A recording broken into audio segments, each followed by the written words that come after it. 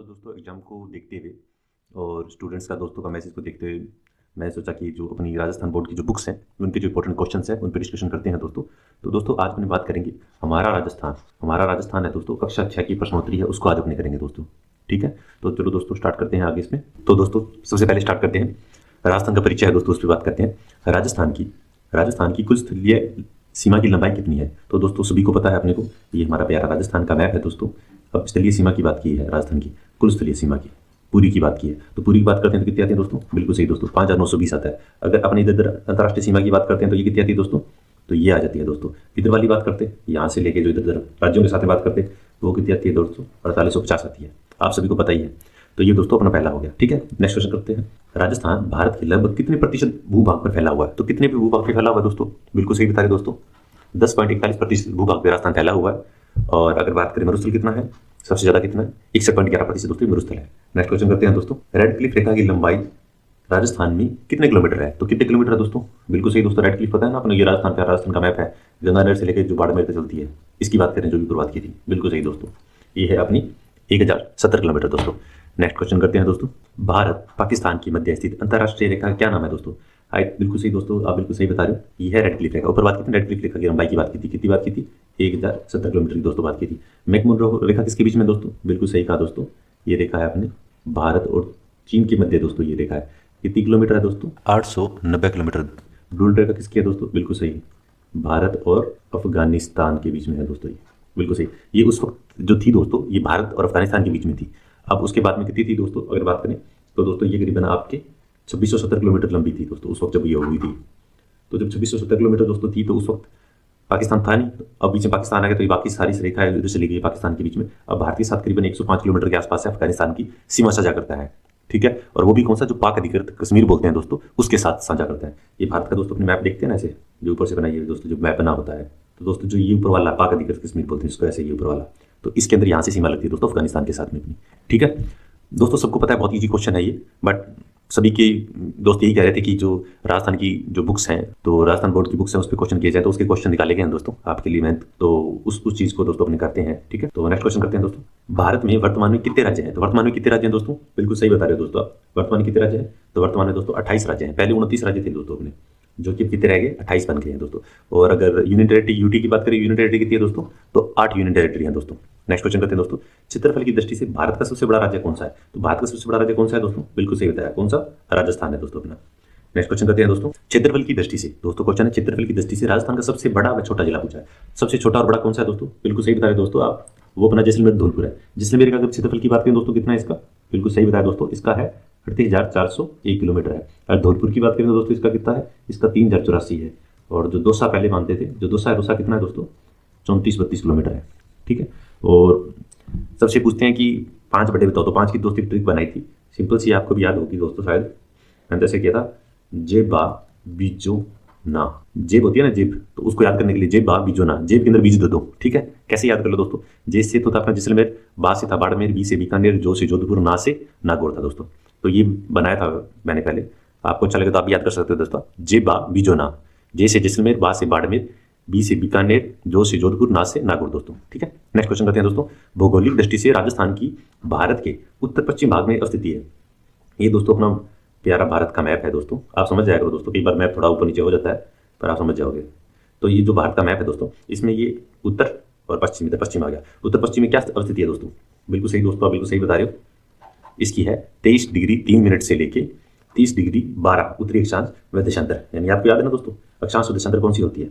अक्षांश रेखाएं तो होती है दोस्तों ये वाली, यहाँ लिख देते चलो, अक्षांश रेखाएं तो ये होती है, और देशांतर रेखाएं फिर जो होती है वो ऐसे वाली होती है। तो जो कितना है, तो ये उत्तरी के अंदर है दोस्तों, उत्तरी अक्षांश कितना है? ऊपर की तरफ, ऊपर वाले के अंदर है 23 डिग्री 3 मिनट से लेके 30 डिग्री 12 मिनट उत्तरी अक्षांश से लेके 69 डिग्री 30 मिनट से लेके 78 डिग्री 17 मिनट पूर्वी देशांतर तक है दोस्तों। ठीक है, नेक्स्ट क्वेश्चन करते हैं दोस्तों। विश्व का सबसे बड़ा महाद्वीप कौन सा है? बिल्कुल बच्चों वाले क्वेश्चन लग रहे हैं दोस्तों, छठी क्लास का स्टूडेंट है पर क्वेश्चन अच्छे हैं, इसके अंदर भी गलत कर सकते हैं। सबसे बड़ा महाद्वीप कौन सा है दोस्तों?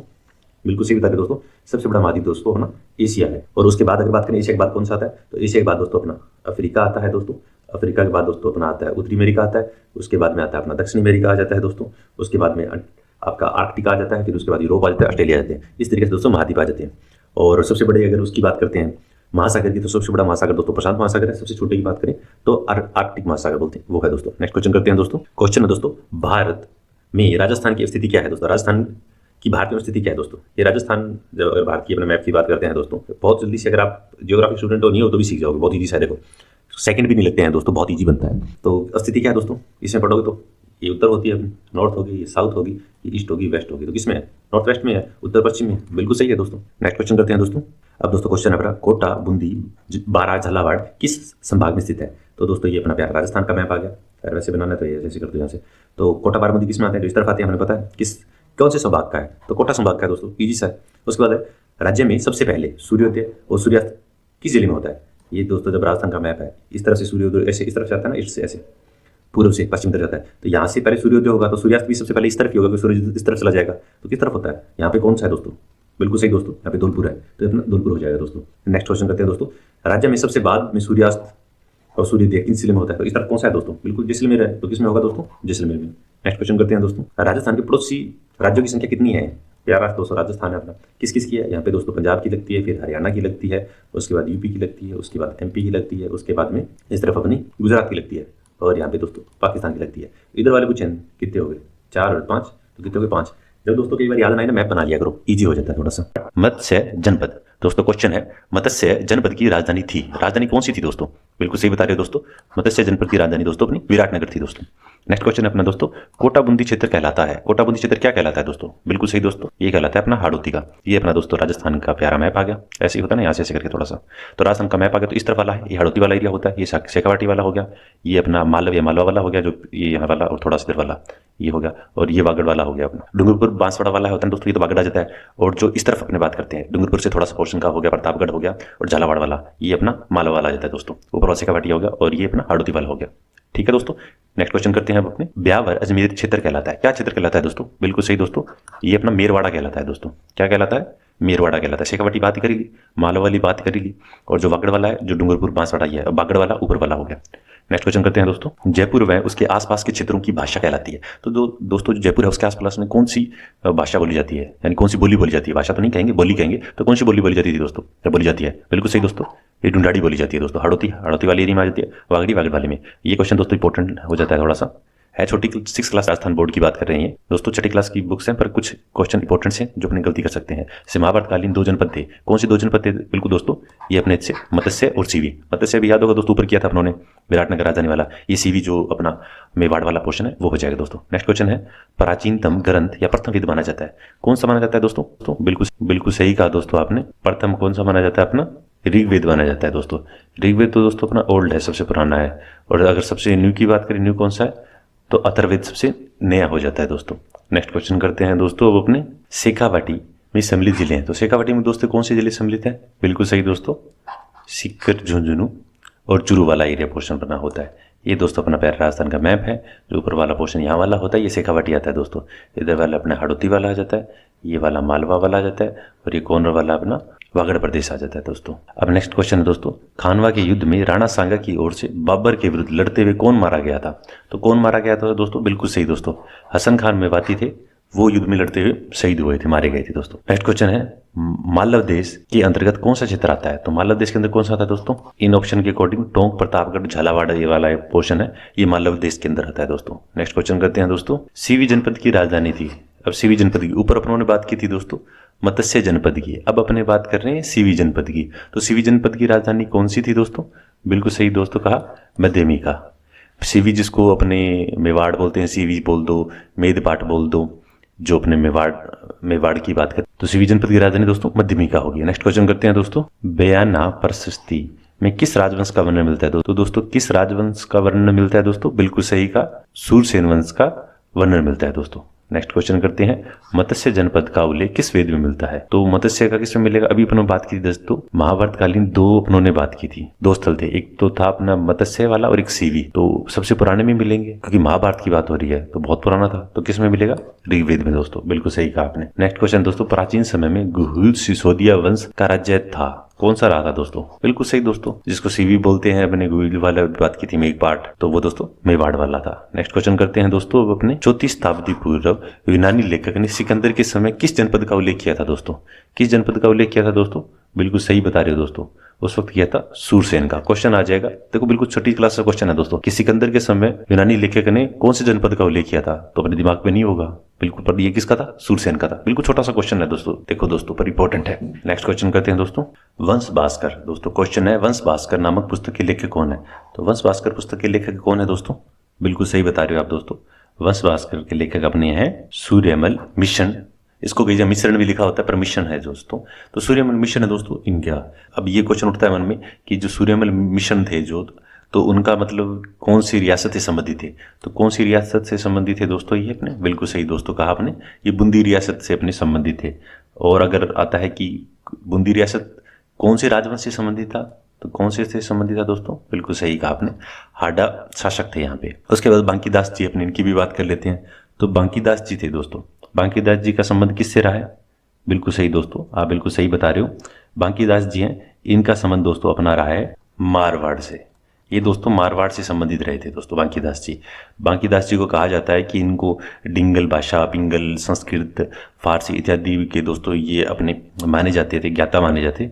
कविराज बांकीदास आसिया जी भी इनको दोस्तों कहा जाता है दोस्तों। तो मारवाड़ के राजकवि कौन थे दोस्तों? तो बांकीदास आसिया जी को माना जाता है, ठीक है, मारवाड़ राज्य से संबंधित थे दोस्तों। उसके बाद क्वेश्चन अपने मन में उठता है कि जो दयालदास जी हैं, इनका संबंध कहाँ से रहा था? तो बिल्कुल सही दोस्तों, जो दयालदास जी थे इनका संबंध दोस्तों अपने बीकानेर से रहा था। तो ये बीकानेर से संबंधित थे दोस्तों दयालदास जी। और ये भी इंपॉर्टेंट हो जाता है। अब बचे श्यामलदास जी। तो श्यामलदास जी ये भी काफ़ी इंपॉर्टेंट रहे हैं दोस्तों। अंदर से मैं इसलिए करवा रहा हूँ ताकि आपको थोड़ा सा एक आइडिया रहे, आगे बात करें तो आपको पता होना चाहिए कि कौन से राजवंश से संबंधित थे और कहाँ से थे। तो देखो दोस्तों, बूंदी से कर दिया इनका तो पता चल गया हाडा है। मारवाड़ में पता है राठौड़ वंश था अपना, ठीक है, मारवाड़ वाला, जोधपुर वाला जो बोलते हैं अपने, वो हो गया। बीकानेर राठौड़ से संबंधित रहता है। अब श्यामलदास जी की बात करते हैं, इनका किससे संबंध है दोस्तों? बिल्कुल सही, ये अपने मेवाड़ से संबंधित थे श्यामलदास जी। काफ़ी जाने माने रहे थे दोस्तों। और इनके एक शिष्य हुए थे, वो भी काफ़ी इंपॉर्टेंट है, अपने उनके बारे में सुनते हैं। क्या शिष्य का नाम क्या है दोस्तों? बिल्कुल सही है आपने का, गौरी शंकर ओझा जी। गौरी शंकर जो ओझा जी अपने पढ़ते हैं ना इतिहासकार, वो श्यामलदास जी हैं, इनके शिष्य थे, ठीक है। यानी श्यामलदास जी के चेले कौन थे? गौरी शंकर ओझा जी थे। तो दोस्तों ये थोड़ी सी एक क्वेश्चन के अंदर मैं थोड़ी सी डिटेल की बात कर लेते हैं ताकि आगे क्वेश्चन करें तो ठीक रहेगा। तो अब दोस्तों नेक्स्ट क्वेश्चन करते हैं अब अपने, पृथ्वीराज विजय नामक महाकाव्य के लेखक कौन थे? तो पृथ्वीराज विजय के लेखक कौन थे? बिल्कुल दोस्तों ये जयनायक जी थे, ये इनके लेखक थे। हमीर काव्य के लेखक कौन थे? तो दोस्तों हमीर काव्य के लेखक कौन थे? बिल्कुल सही दोस्तों आपने कहा, ये थे अपने नयनचंद सूरी जी थे दोस्तों हमीर काव्य के। दोस्तों छठी क्लास के क्वेश्चन आप देख सकते हो और कितने इंपॉर्टेंट क्वेश्चन है, देखिए पूछ सकते हैं। नेक्स्ट क्वेश्चन करते हैं दोस्तों, कानड़ दे प्रबंध के लेखक कौन है? तो कानड़ दे प्रबंध के लेखक कौन है दोस्तों? बिल्कुल सही कहा दोस्तों, कानड़ दे प्रबंध के लेखक दोस्तों पद्मनाभ जी हैं, ठीक है। नेक्स्ट क्वेश्चन दोस्तों, एनालिस एंड एंटीक्वीज ऑफ राजस्थान के लेखक कौन है दोस्तों? तो इस बुक के लेखक कौन है दोस्तों? बिल्कुल सही बता रहे दोस्तों, इसके लेखक कर्नल जेम्स टोड हैं जी अपने। नेक्स्ट क्वेश्चन करते हैं दोस्तों, प्रशंसा में लिखे गए अभिलेख को क्या कहते हैं? तो प्रशंसा में कोई चीज लिखी जाती है क्या होगा? प्रशंसनीय, अपने सुनते हैं ना, प्रशंसनीय कार्य क्या है, तो प्रशंसा में प्रशस्ति लिखते दोस्तों। स्तंभ लेख, कोई काम करवाया था राजा ने कि मैंने ये करवाया, मैंने तालाब धुआ दिए, मैंने नहरें बनवा दी, मैंने इतना दान दे दिया, वो स्तंभ लेखों पे लिखवा देते थे दोस्तों। उसी के लिए ताम्रपत्र यूज कर लेते थे। उत्खनन किसी चीज का अपने जैसे खुदाई कर रहे हैं तो वो चीज दोस्तों उत्खनन हो जाती है अपनी, ठीक है दोस्तों। कालीबंगा किस जिले में स्थित है? तो कालीबंगा किस जिले में स्थित है दोस्तों? हनुमानगढ़ के अंदर है दोस्तों आपने कहा। अब बात आती है कालीबंगा की, तो कालीबंगा क्या है, कुछ है। तो जो कालीबंगा थी दोस्तों, इसकी खोज किसने की थी दोस्तों? अमलानंद घोष जी है, इन्होंने इसकी खोज की थी, यानी इसका उत्खनन किया था दोस्तों, ठीक है। अब कब किया था? 1952 के अंदर दोस्तों इसका उत्खनन किया गया था। और आगे इसमें बात करते हैं तो किस लिए फेमस है कि ये कालीबंगा नाम से पता चल रहा है, कालीबंगा काली चूड़ियों के लिए फेमस रहा है।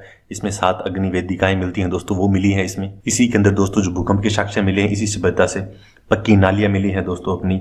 और सबसे बड़ी बात है जो अपनी गेट बोलते हैं यानी किवाड़ जो है उस पे दोस्तों छेद मिला है, और जो मुद्रा है, मुद्रा पे व्याघ्र का साइन मिला है दोस्तों। और साथ ही जो शल्य चिकित्सा के जो अपने अवशेष हैं वो भी इसी सभ्यता से प्राप्त हुए। तो ये दोस्तों काफी इंपॉर्टेंट सभ्यता हो जाती है अपनी। अब दोस्तों नेक्स्ट क्वेश्चन करते हैं अपने, अशोक का भाब्रू शिलालेख। दोस्तों अशोक का भाब्रू शिलालेख कहां से प्राप्त हुआ था?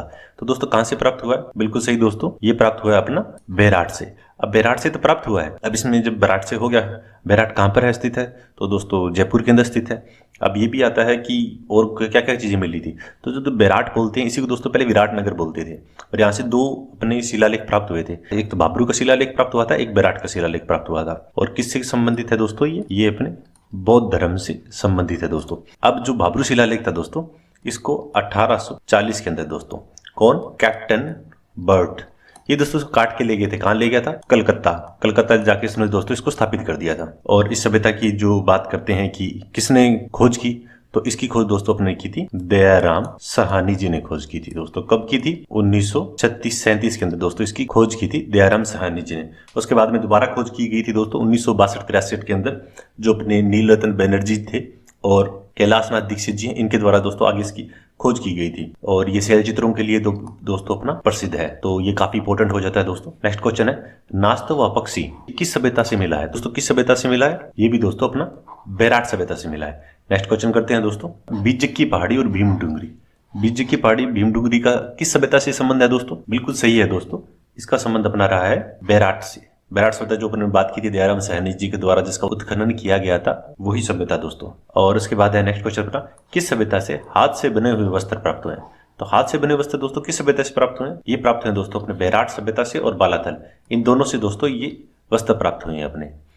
नेक्स्ट क्वेश्चन है दोस्तों, ताम्बर संचयी संस्कृति। ताम्बर संचयी संस्कृति कहा जाता है, कौन सी सभ्यता को कहा जाता है दोस्तों? तो दोस्तों ये कहा जाता है अपना गणेश्वर सभ्यता को। गणेश्वर सभ्यता कहां पर है दोस्तों? गणेश्वर सभ्यता दोस्तों अपने सीकर जिले में स्थित है। कौन सी नदी पे स्थित है दोस्तों? तो ये दोस्तों अपनी कांतली नदी पे स्थित है। और अगर इसकी उत्खनन की बात करें, उत्खनन कार्य किसने किया था दोस्तों? 1977 के अंदर दोस्तों रतन चंद्र अग्रवाल जी थे। रतन चंद्र अग्रवाल और विजय कुमार, इन दोनों के नेतृत्व में दोस्तों इसका उत्खनन किया गया था दोस्तों। और वैसे बात करते हैं कि भारत के अंदर ताम्बर युगीन सभ्यताओं की जननी किसे माना जाता है, तो दोस्तों वो गोवा को माना जाता है अपना। नेक्स्ट क्वेश्चन करते हैं दोस्तों, सर्वप्रथम किस धातु का प्रयोग किया गया था दोस्तों? तो सर्वप्रथम कौन सी धातु का प्रयोग किया गया था दोस्तों? ताम्बर धातु का प्रयोग किया गया था दोस्तों सबसे पहले अपना। उसके बाद नेक्स्ट क्वेश्चन करते हैं दोस्तों, अग्निकुंड वेदिकाओं के साक्ष्य कहां से प्राप्त हुए? कहां से प्राप्त हुए दोस्तों? बिल्कुल सही बताया दोस्तों आपने, ये कालीबंगा से प्राप्त हुए हैं। कालीबंगा जो अपने बात कर चुके दोस्तों वही है। कालीबंगा से कौन कौन से प्राप्त हुए? अम्लान गोस्टी जो 1952 में इसको दोस्तों किया था।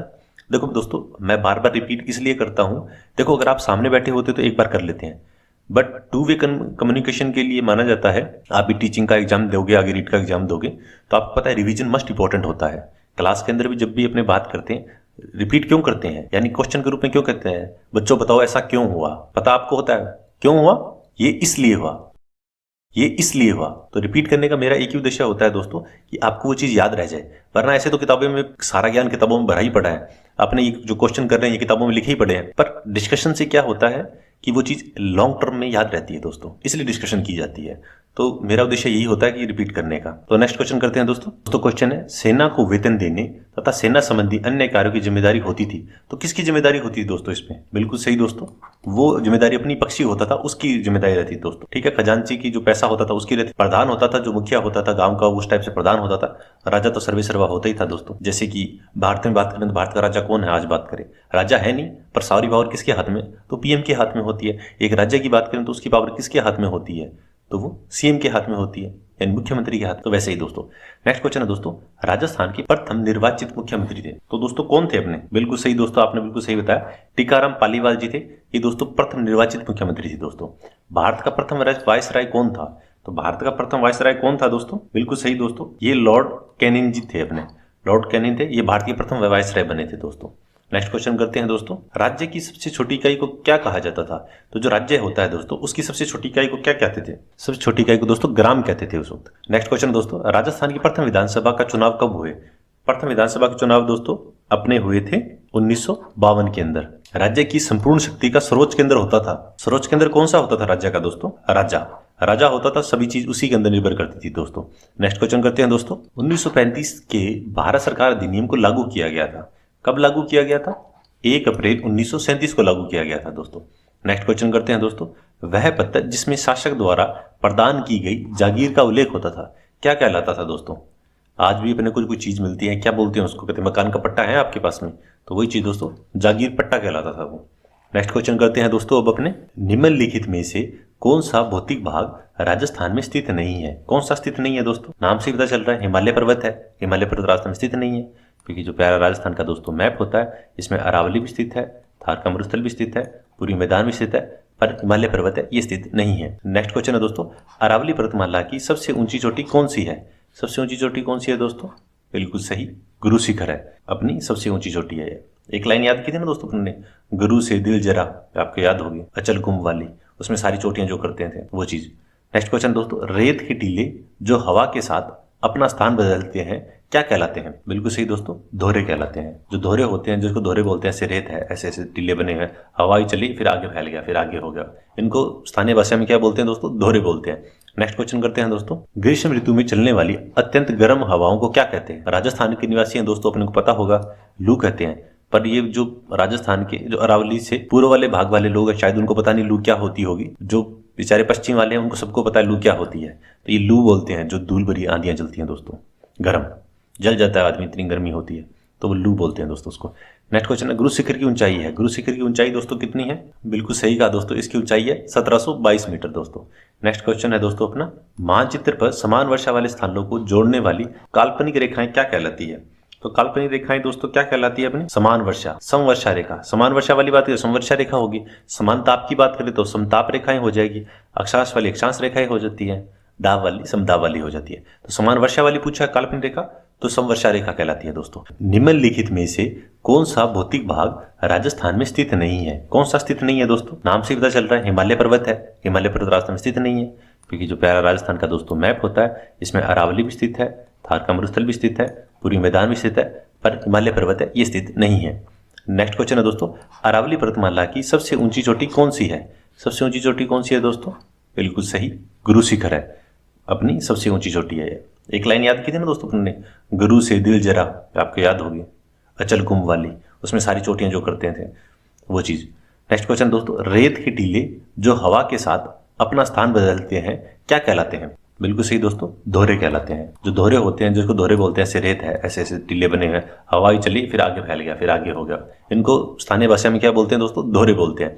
नेक्स्ट क्वेश्चन करते हैं दोस्तों, ग्रीष्म ऋतु में चलने वाली अत्यंत गर्म हवाओं को क्या कहते हैं? राजस्थान के निवासी हैं दोस्तों, अपने को पता होगा, लू कहते हैं। पर ये जो राजस्थान के जो अरावली से पूर्व वाले भाग वाले लोग हैं, शायद उनको पता नहीं लू क्या होती होगी। जो बेचारे पश्चिम वाले हैं उनको सबको पता है लू क्या होती है, तो ये लू बोलते हैं। जो धूल भरी आंधियां चलती हैं दोस्तों, गर्म जल जाता है आदमी, इतनी गर्मी होती है, तो वो लू बोलते हैं दोस्तों उसको। नेक्स्ट क्वेश्चन है, गुरु शिखर की ऊंचाई है। गुरु शिखर की ऊंचाई दोस्तों कितनी है? बिल्कुल सही कहा दोस्तों, इसकी ऊंचाई है 1722 मीटर दोस्तों। नेक्स्ट क्वेश्चन है दोस्तों अपना, मानचित्र पर समान वर्षा वाले स्थानों को जोड़ने वाली काल्पनिक रेखाएं क्या कहलाती है? तो काल्पनिक रेखाएं दोस्तों क्या कहलाती है अपनी? समवर्षा रेखा। समान वर्षा वाली बात करें समवर्षा रेखा होगी, समान ताप की बात करें तो समताप रेखाएं हो जाएगी, अक्षांश वाली अक्षांश रेखाएं हो जाती है, दाब वाली समदाब वाली हो जाती है। तो समान वर्षा वाली पूछा काल्पनिक रेखा, तो समवर्षा रेखा कहलाती है दोस्तों। नेक्स्ट क्वेश्चन करते हैं, सर्वाधिक वर्षा वाला जिला कौन सा है? सर्वाधिक वर्षा वाला जिला कौन सा है दोस्तों? झालावाड़। सबसे आदर जिला भी झालावाड़ है दोस्तों। सर्वाधिक वर्षा प्राप्त करने वाला स्थान पूछा है। अब स्थान की बात करते हैं, स्थान कौन सा है दोस्तों? स्थान अपना है माउंट आबू। जिला पूछे तो झालावाड़ होगा दोस्तों, स्थान पूछे तो माउंट आबू होगा। छप्पन का मैदान कहाँ स्थित है दोस्तों? क्वेश्चन है, तो छप्पन का मैदान कहाँ स्थित है दोस्तों? बिल्कुल सही, अपना प्रतापगढ़ लगता है, प्रतापगढ़ बांसवाड़ा वाला एरिया है दोस्तों।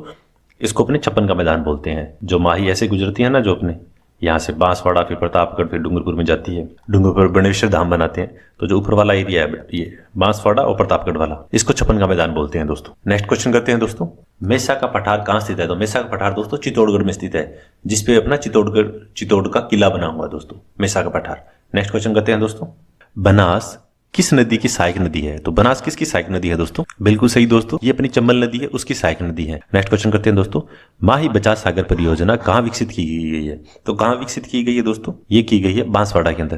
नेक्स्ट क्वेश्चन दोस्तों, पश्चिमी राजस्थान में जल संरक्षण के लिए घर में बनाए गए कुएंनुमा संरचना कहलाती है। तो कुएंनुमा संरचना बना के दोस्तों जल को इकट्ठा किया जाता था, बचाया जाता था, और आज भी बचाया जा रहा है काफी जगह। उसको क्या कहते हैं दोस्तों?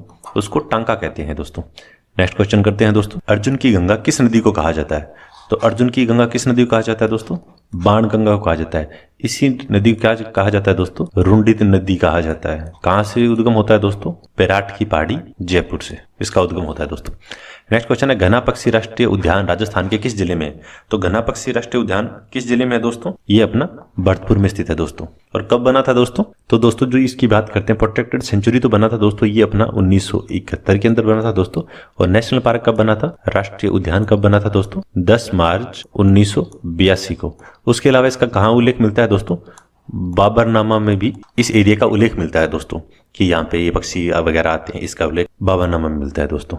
नेक्स्ट क्वेश्चन करते हैं, निम्न में से खारे पानी की झील नहीं है। तो खारे पानी की झील दोस्तों इनमें से कौन सी नहीं है? देखो दोस्तों बीच में टाइम मैं इसलिए देता हूं ताकि आप भी उस क्वेश्चन को थोड़ा पहले मेरे साथ में कर पाएं, इसलिए थोड़ा सा टाइम देते हैं बीच के अंदर दोस्तों। तो कौन सी है दोस्तों? बिल्कुल सही दोस्तों बच्चा, पिछोला। पिछोला जो है ये अपनी खारे पानी की झील नहीं, बाकी लूणकर, पंचपदरा, सांबर है ये खारे पानी की है दोस्तों। निम्न में से खारे पानी की झील है, खारे पानी की झील कौन सी है दोस्तों? बिल्कुल सही दोस्तों, पंचपदरा। पुष्कर है ये मीठे की है, पिछोला मीठे की है, गढ़सीसर है ये भी मीठे पानी की है दोस्तों। राज्य की सबसे ऊंचाई पर स्थित प्राकृतिक झील कौन सी है? कौन सी झील है दोस्तों?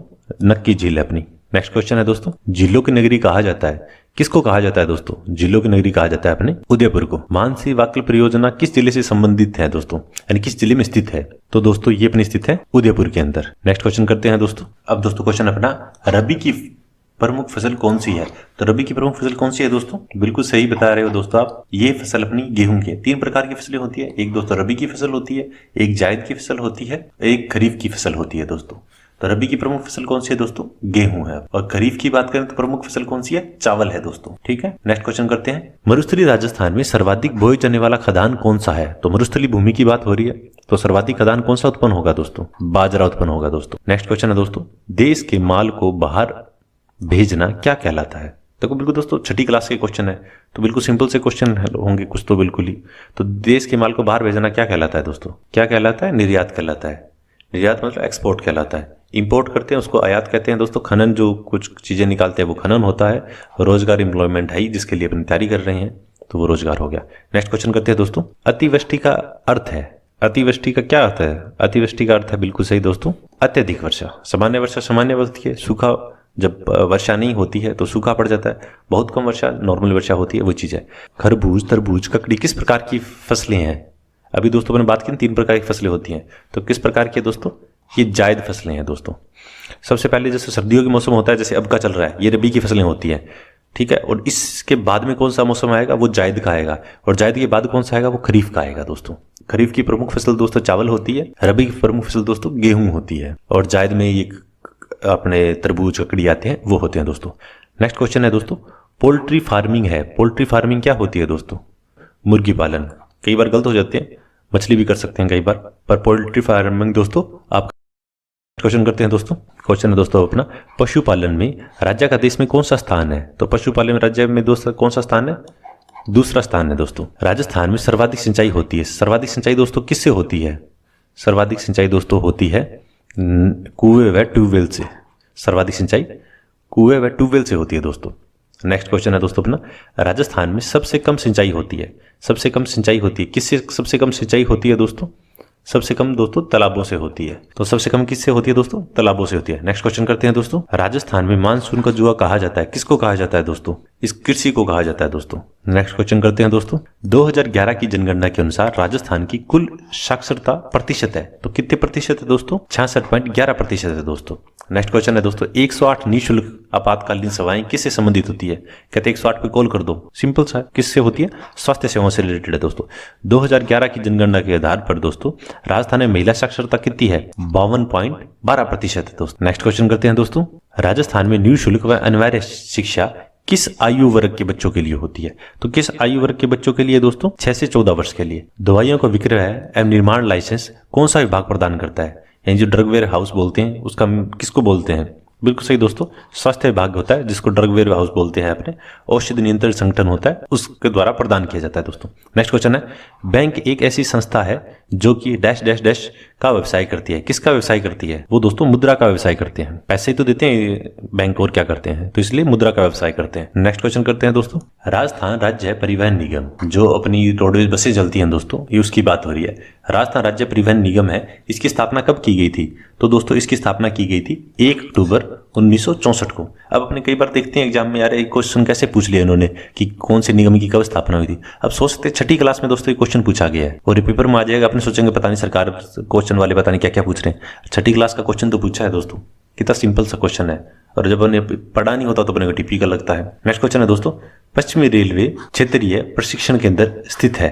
तो पश्चिमी रेलवे क्षेत्रीय प्रशिक्षण केंद्र कहाँ स्थित है दोस्तों? वो अपना उदयपुर में स्थित है दोस्तों। नेक्स्ट क्वेश्चन है दोस्तों, निम्न में से कौन से हवाई अड्डे भारतीय वायुसेना के अधीन है? तो वायुसेना के अधीन दोस्तों कौन से हवाई अड्डे हैं? बीकानेर का भी है, नाल बोलते हैं जिसको, सूरतगढ़ का भी है, जैसलमेर का भी है, तो सभी हैं दोस्तों। ठीक है, नेक्स्ट क्वेश्चन करते हैं दोस्तों, राजस्थान में सड़कों की सर्वाधिक लंबाई है। सर्वाधिक लंबाई दोस्तों किसकी है? जोधपुर में है दोस्तों। दोस्तों क्वेश्चन है, चूहों के कारण किस मंदिर को जाना जाता है? तो किस मंदिर को जाना जाता है दोस्तों? करणी माता जी का मंदिर, बिल्कुल सही है। और कुछ और भी फैक्ट हैं इसके साथ में दोस्तों, सोचते हैं चलो उनको भी डिस्कशन कर लेते हैं। तो जो करणी माता जी थे दोस्तों, किनकी कुल देवी है दोस्तों? ये दोस्तों चारणों की कुल देवी है दोस्तों। और इष्ट देवी किनके हैं? तो जो बीकानेर के जो दोस्तों अपने राठौड़ हैं, उनकी दोस्तों की इष्ट देवी है। कुल देवी तो दोस्तों चारणों के हैं और इष्ट देवी इनकी अपने राठौड़ों के दोस्तों। दोनों में क्या फर्क होता है दोस्तों? कुल देवी वो होते हैं जो किसी कुल का, यानी कोई समुदाय होते हैं, समुदाय ने किसी जाति विशेष को मान लो, चलो जैसे ये चारणों की बात करें तो चारण है, उनकी कुल देवी मतलब मैन देवी चारणों की करणी माता जी हैं।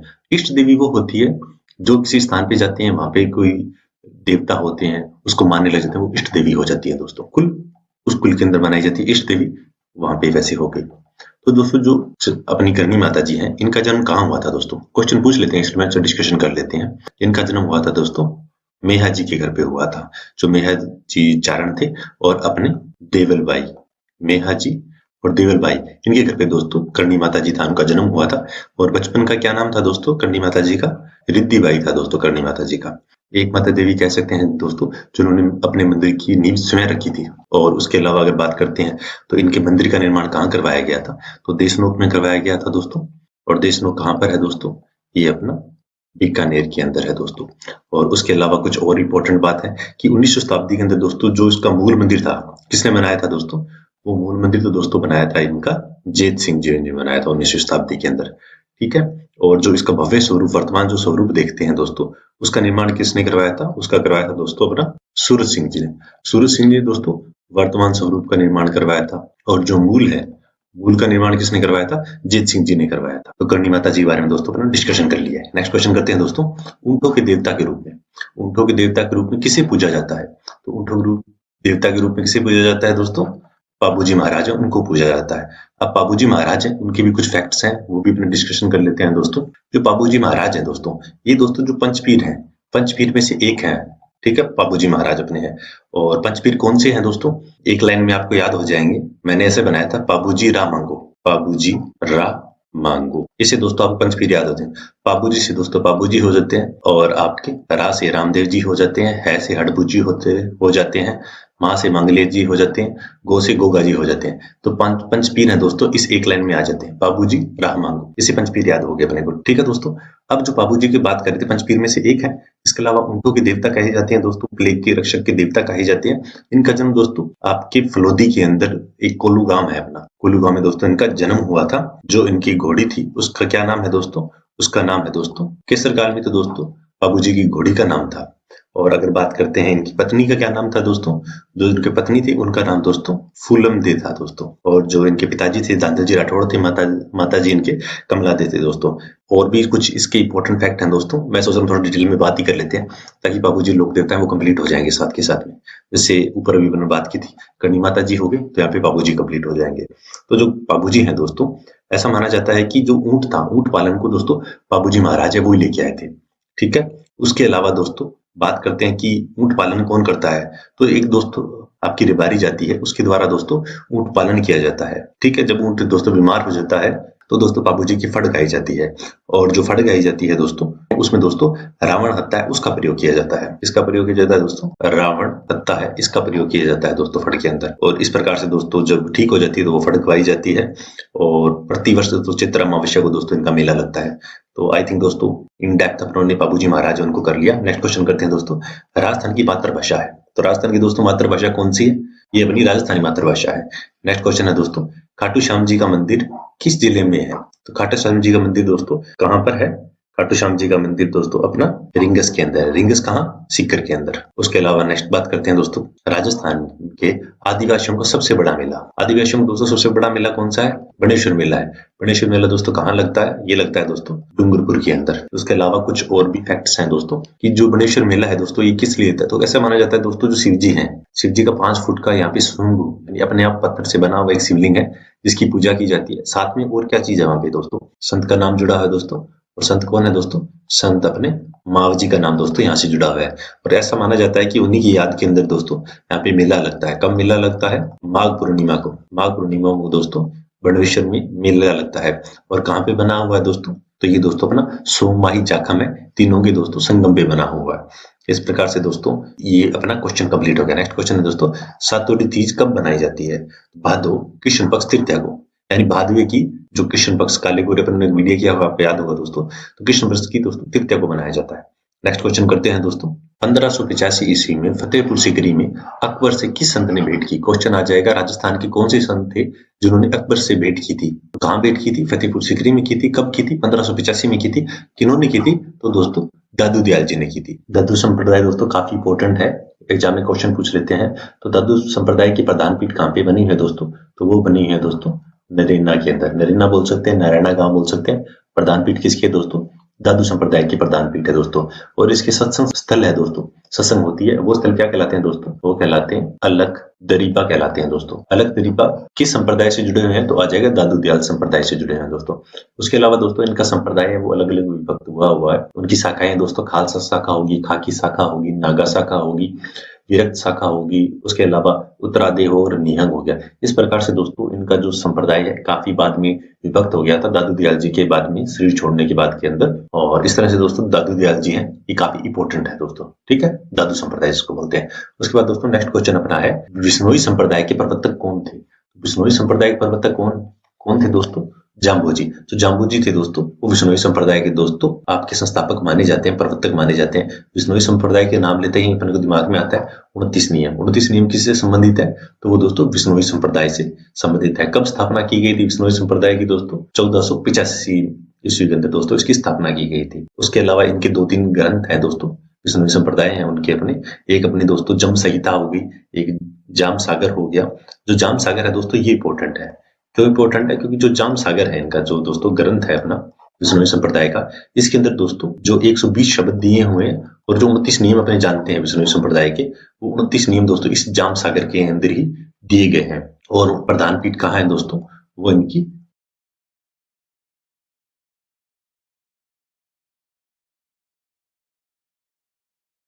है, वो काम इनकी प्रधान पीठ है दोस्तों।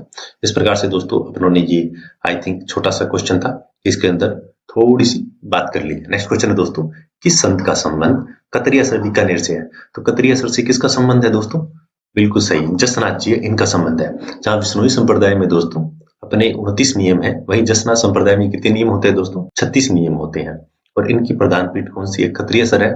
और जो जसनाथ जी थे इन्होंने कहाँ तपस्या की थी दोस्तों? इन्होंने तपस्या की थी अपना गोरख मालिया दोस्तों स्थान है, वहां पर जसनाथ जी थे उन्होंने तपस्या की थी। और इसके अलावा इनके 2 ग्रंथ हैं वो भी आ जाते हैं दोस्तों एग्जाम में। एक तो इनका है शंभुधड़ा दोस्तों, एक ग्रंथ है इनका।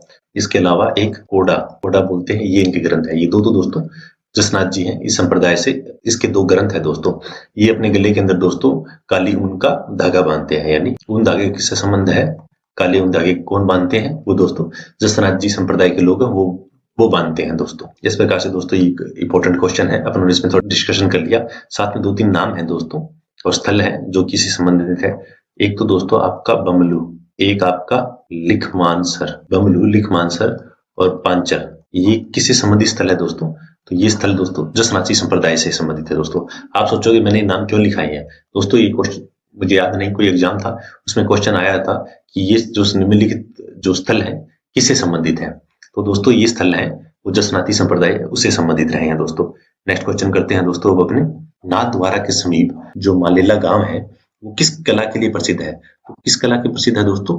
टेराकोटा जिसको बोलते हैं उस कला के लिए दोस्तों ये प्रसिद्ध है। नेक्स्ट क्वेश्चन है दोस्तों थेवा कला के लिए कौन सा जिला प्रसिद्ध है? क्वेश्चन आ जाएगा थेवा कला से संबंधित कौन सा जिला है?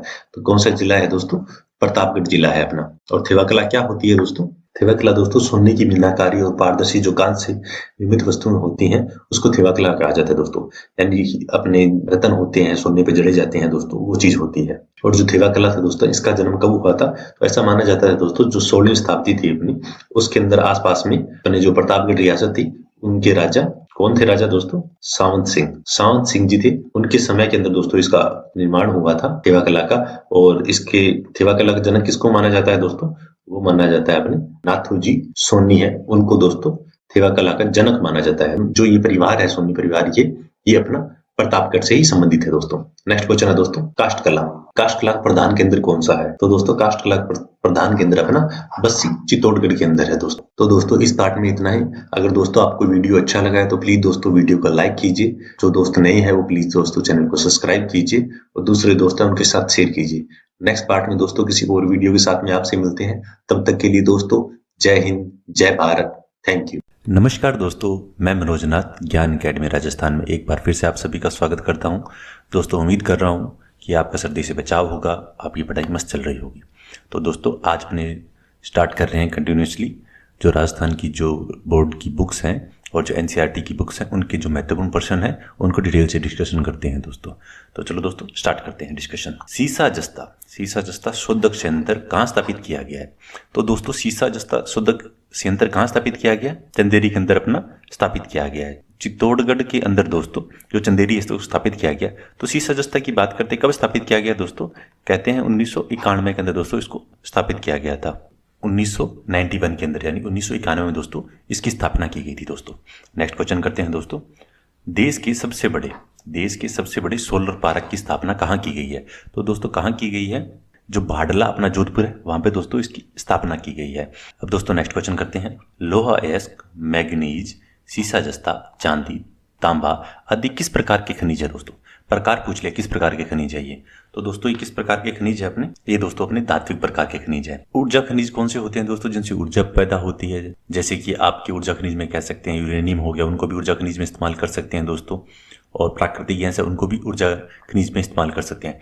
अधात्विक खनिज कौन से होते हैं दोस्तों? अधात्विक खनिज वो होते हैं जैसे आपका हो गया अभ्रक हो गया, जिप्सम हो गया, रॉक फॉस्फेट हो गया, एस्बेस्टोस हो गया। इस प्रकार जो खनिज है ये दोस्तों अधात्विक प्रकार के खनिज हो गए अपने। नेक्स्ट क्वेश्चन करते हैं दोस्तों अब अपने, खनिजों की उपलब्धता एवं उत्पादन में राजस्थान का सर्वाधिक महत्वपूर्ण क्षेत्र है। तो महत्वपूर्ण क्षेत्र कौन सा है दोस्तों? अरावली पर्वतमाला। जो अपनी राजस्थान है दोस्तों, ये अपना प्यारा राजस्थान का मैप है। ये जो दोस्तों बीच में अरावली पर्वतमाला है ये अपनी महत्वपूर्ण श्रृंखला है दोस्तों। ऑब्वियसली बात है दोस्तों, क्योंकि जो चट्टानें बनी हुई है, चट्टानें लावा से बनी होती है। जो लावा से होती है वो दोस्तों अपनी पृथ्वी होती है, ऐसे गोल पृथ्वी है, भूगर्भ से बाहर निकलता है ऐसे। जब भूगर्भ से बाहर दोस्तों लावा निकलेगा ऐसे, तो उसी से दोस्तों क्या बनेगा अपना पर्वत बनते हैं। और उन्हीं के अंदर दोस्तों ज्यादातर मात्रा के अंदर जो खनिज हो गए इत्यादि हो गए उसी में मिलते हैं। तो दोस्तों अरावली पर्वतमाला है दोस्तों, ये खनिज उत्पादन में महत्वपूर्ण है। नेक्स्ट क्वेश्चन है दोस्तों अपना, कौन सा कोयला उत्तम किस्म का होता है? तो दोस्तों कौन सा उत्तम प्रकार का होता है? एंथ्रेसाइट। पर कोयला कितने प्रकार का होता है दोस्तों? 4 प्रकार का होता है। पहला कौन सा नंबर? पहले नंबर पे दोस्तों एंथ्रेसाइट आता है। जो एंथ्रेसाइट होता है दोस्तों इसमें 94 से लेके 98% दोस्तों इसमें कार्बन की मात्रा होती है दोस्तों। तो एंथ्रेसाइट में कितनी कार्बन की मात्रा होती है दोस्तों? 94 से 98% दोस्तों कार्बन की मात्रा होती है। 2 नंबर पे कौन सा आता है दोस्तों? 2 नंबर पे अपना आता है बिटुमिन्स होता है दोस्तों। इसके अंदर कहते हैं करीबन 77% से लेकर 76% तक, यानी कि 70% से लेकर 86% तक दोस्तों इसमें कार्बन की मात्रा पाई जाती है। यानी सबसे उत्तम कौन सा है दोस्तों? एंथ्रेसाइट होगा। दूसरे नंबर पे यूज करना हो तो बिटुमिन्स यूज करेंगे। और तीसरे नंबर पे बात करते हैं, तीसरा कौन सा है? तीसरा है दोस्तों लिग्नाइट। और लिग्नाइट में कितनी पाई जाती है दोस्तों? 28 से 30% दोस्तों कार्बन पाया जाता है। तो राजस्थान के अंदर जो ज्यादा भंडार है वो दोस्तों लिग्नाइट के ही राजस्थान में सबसे ज्यादा भंडार है दोस्तों राज्य के अंदर। और सबसे घटिया कौन सा होता है दोस्तों? पीट होता है चौथे नंबर पर। इसमें कहते हैं 27 या 25% से कम होता है दोस्तों। ये सबसे धुआं देता है, बहुत ही घटिया प्रकार का होता है, तो इसको यूज नहीं करना चाहिए। इसको यूज करते हैं दोस्तों बीमार हो जाते हैं। तो अब क्वेश्चन आएगा कि उत्तम प्रकार का कौन सा है? अपने एंथ्रेसाइट कर देंगे दोस्तों। कौन कौन से प्रकार के होते हैं वो अपने थोड़ी डिटेल में कर लिए, ताकि कल को भविष्य में जब अपने मेंस लिखेंगे तो अपने पता होना चाहिए क्या चीज़ होती है, डिटेल्स में पता होना चाहिए। तो इसलिए दोस्तों अपने इसके बारे में बात कर ली। नेक्स्ट क्वेश्चन करते हैं दोस्तों, राजस्थान में कौन सा कोयला पाया जाता है? तो राजस्थान में दोस्तों कौन सा कोयला पाया जाता है? अभी दोस्तों ऊपर बात की थी अपने, राजस्थान में सबसे ज्यादा लिग्नाइट कोयला पाया जाता है दोस्तों। नेक्स्ट क्वेश्चन करते हैं दोस्तों, राजस्थान में लिग्नाइट कोयला कहाँ कहाँ पाया जाता है? तो बरसिंगसर, इसमें भी पाया जाता है दोस्तों। ये कहाँ है? बीकानेर में है। उसके बाद कपूरडी, ये कहाँ है दोस्तों? बाड़मेर, यहाँ भी पाया जाता है। मेड़ता रोड, नागौर, यहाँ भी पाया जाता है। यानी उपरोक्त सभी, यहाँ पे सभी जगह पे दोस्तों लिग्नाइट कोयला है, ये पाया जाता है दोस्तों। अब दोस्तों नेक्स्ट क्वेश्चन करते हैं। राजस्थान का पहला सुपर थर्मल पावर स्टेशन कौन सा है? तो पहला सुपर पावर स्टेशन कौन सा था दोस्तों? ये अपना सूरतगढ़ है दोस्तों। इस थर्मल पावर स्टेशन की दोस्तों स्थापना कब की गई थी दोस्तों? इसकी स्थापना की गई थी अपनी 1998 में दोस्तों, इसकी स्थापना की गई थी। नेक्स्ट क्वेश्चन करते हैं दोस्तों अब अपने। राजस्थान में लिग्नाइट ताप विद्युत संयंत्र कहाँ स्थित है? तो दोस्तों ये कहाँ पर स्थित है? ये दोस्तों अपना गिरल बाड़मेर में स्थित है दोस्तों। अभी हाल फिलहाल में और कहाँ प्रस्तावित किया गया है दोस्तों? गुड्डा के अंदर। गुड्डा ये कहाँ पर है दोस्तों? ये अपना बीकानेर के अंदर है। यहाँ पर नई परियोजना दोस्तों लिग्नाइट कोयले की प्रस्तावित की गई है, क्योंकि लिग्नाइट कोयले के बहुत ज़्यादा भंडार है यहाँ पे। और उससे पहले दोस्तों यहाँ पे लिग्नाइट का एक संयंत्र चलता है बीकानेर में। कौन सा चलता है दोस्तों? नवेली करके एक संयंत्र है, वो दोस्तों बीकानेर में ऑलरेडी चल रहा है। गुड्डा है, वहाँ पर ही एक संयंत्र और बनाने की बात चल रही है दोस्तों लिग्नाइट की। और इस तरह से दोस्तों ये इंपॉर्टेंट हो जाता है। अब लिग्नाइट कोयला है दोस्तों, इसकी बात करें तो इसमें सर्वाधिक कोयला कहाँ पाया जाता है दोस्तों? तो सर्वाधिक तो दोस्तों कपूरडी अपना बाड़मेर में पाया जाता है, और सर्वश्रेष्ठ पाया जाता है दोस्तों पलाना है जो अपना बीकानेर, वहाँ पाया जाता है। नेक्स्ट क्वेश्चन करते हैं दोस्तों। किस बेसिन में खनिज तेल पाया जाता है? तो खनिज तेल दोस्तों कौन से बेसिन में पाया जाता है? इनमें जो दिख रहे हैं ऑप्शंस में, जैसलमेर बेसिन है दोस्तों, यहाँ पाया जाता है। बाड़मेर सांचौर बेसिन, यहाँ भी दोस्तों खनिज तेल पाया जाता है। बीकानेर नागौर बेसिन, यहाँ भी पाया जाता है। तो सभी बेसिनों में दोस्तों जो दिए गए हैं इनमें अपना खनिज तेल पाया जाता है दोस्तों। नेक्स्ट क्वेश्चन करते हैं दोस्तों अब अपने। घोटारू, कमलीताल, तन्नोट, मनिहारी टीपा, रामगढ़, राजेश्वरी, डाडेवाला आदि स्थानों से किस प्रकार के भंडार प्राप्त हुए? तो किस प्रकार के दोस्तों भंडार प्राप्त हुए यहाँ से अपने को? यहाँ से दोस्तों अपना प्राकृतिक गैस है, उनके भंडार प्राप्त हुए हैं दोस्तों। नेक्स्ट क्वेश्चन करते हैं दोस्तों। सादेवाला जैसलमेर, बागेवाला बीकानेर, ऐश्वर्या मंगला बाड़मेर का संबंध किससे है? दोस्तों ये ब्रैकेट में इसलिए लिखा गया है ताकि जब ये क्वेश्चन आए, मान लो कई बार सीधा पूछ लेते हैं सादेवाला कहाँ है, बागेवाला कहाँ पे है, तो अपने माइंड में थोड़ा सा याद आ जाएगा कि सादेवाला तो जैसलमेर में है, बागेवाला बीकानेर में है, और मंगला अपना बाड़मेर में। इसलिए दोस्तों ये ब्रैकेट में लिखा है उन्होंने। का संबंध किससे है? तो बिल्कुल सही दोस्तों, इसका संबंध अपना खनिज तेल है, उनसे रहा है दोस्तों। नेक्स्ट क्वेश्चन है दोस्तों। राजस्थान में प्राकृतिक गैस आधारित विद्युत ग्रह है, तो प्राकृतिक गैस आधारित विद्युत ग्रह कौन सा है दोस्तों? ये अपना रामगढ़, जैसलमेर, धौलपुर, अंता, बारा, सभी। तो दोस्तों ये तीनों जगह हैं जो ऑप्शन में दी है, इन सभी जगह दोस्तों गैस आधारित विद्युत संयंत्र है दोस्तों अपने। नेक्स्ट क्वेश्चन करते हैं दोस्तों। क्वेश्चन है दोस्तों, राजस्थान में सिंचाई के निम्नलिखित साधनों में सर्वाधिक सिंचाई की जाती है। सर्वाधिक सिंचाई की जाती है वाटरमैन जल पुरुष के नाम से कौन प्रसिद्ध है? तो वाटरमैन के नाम से कौन प्रसिद्ध है दोस्तों? ये अपने राजेंद्र सिंह जी ये प्रसिद्ध है, और राजेंद्र सिंह जी हैं, इनको वाटरमैन कहा जाता है दोस्तों। इनका जन्म कहाँ हुआ है दोस्तों?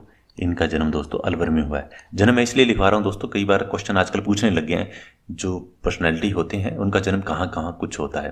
तो दोस्तों राजेंद्र सिंह जी का जन्म कहाँ हुआ है दोस्तों? इनका जन्म दोस्तों अलवर के अंदर हुआ है। कब हुआ था वो भी बात कर लेते हैं। 6 अगस्त 1959 को इनका दोस्तों जन्म हुआ था, और इनको 2 पुरस्कार मिले हुए हैं दोस्तों, जो कि काफ़ी इंपॉर्टेंट है। कौन कौन से हैं? 2001 में तो दोस्तों इनको मैग्सेसे पुरस्कार मिला था, और 2015 के अंदर दोस्तों इनको स्टॉकहोम वाटर प्राइज मिला था।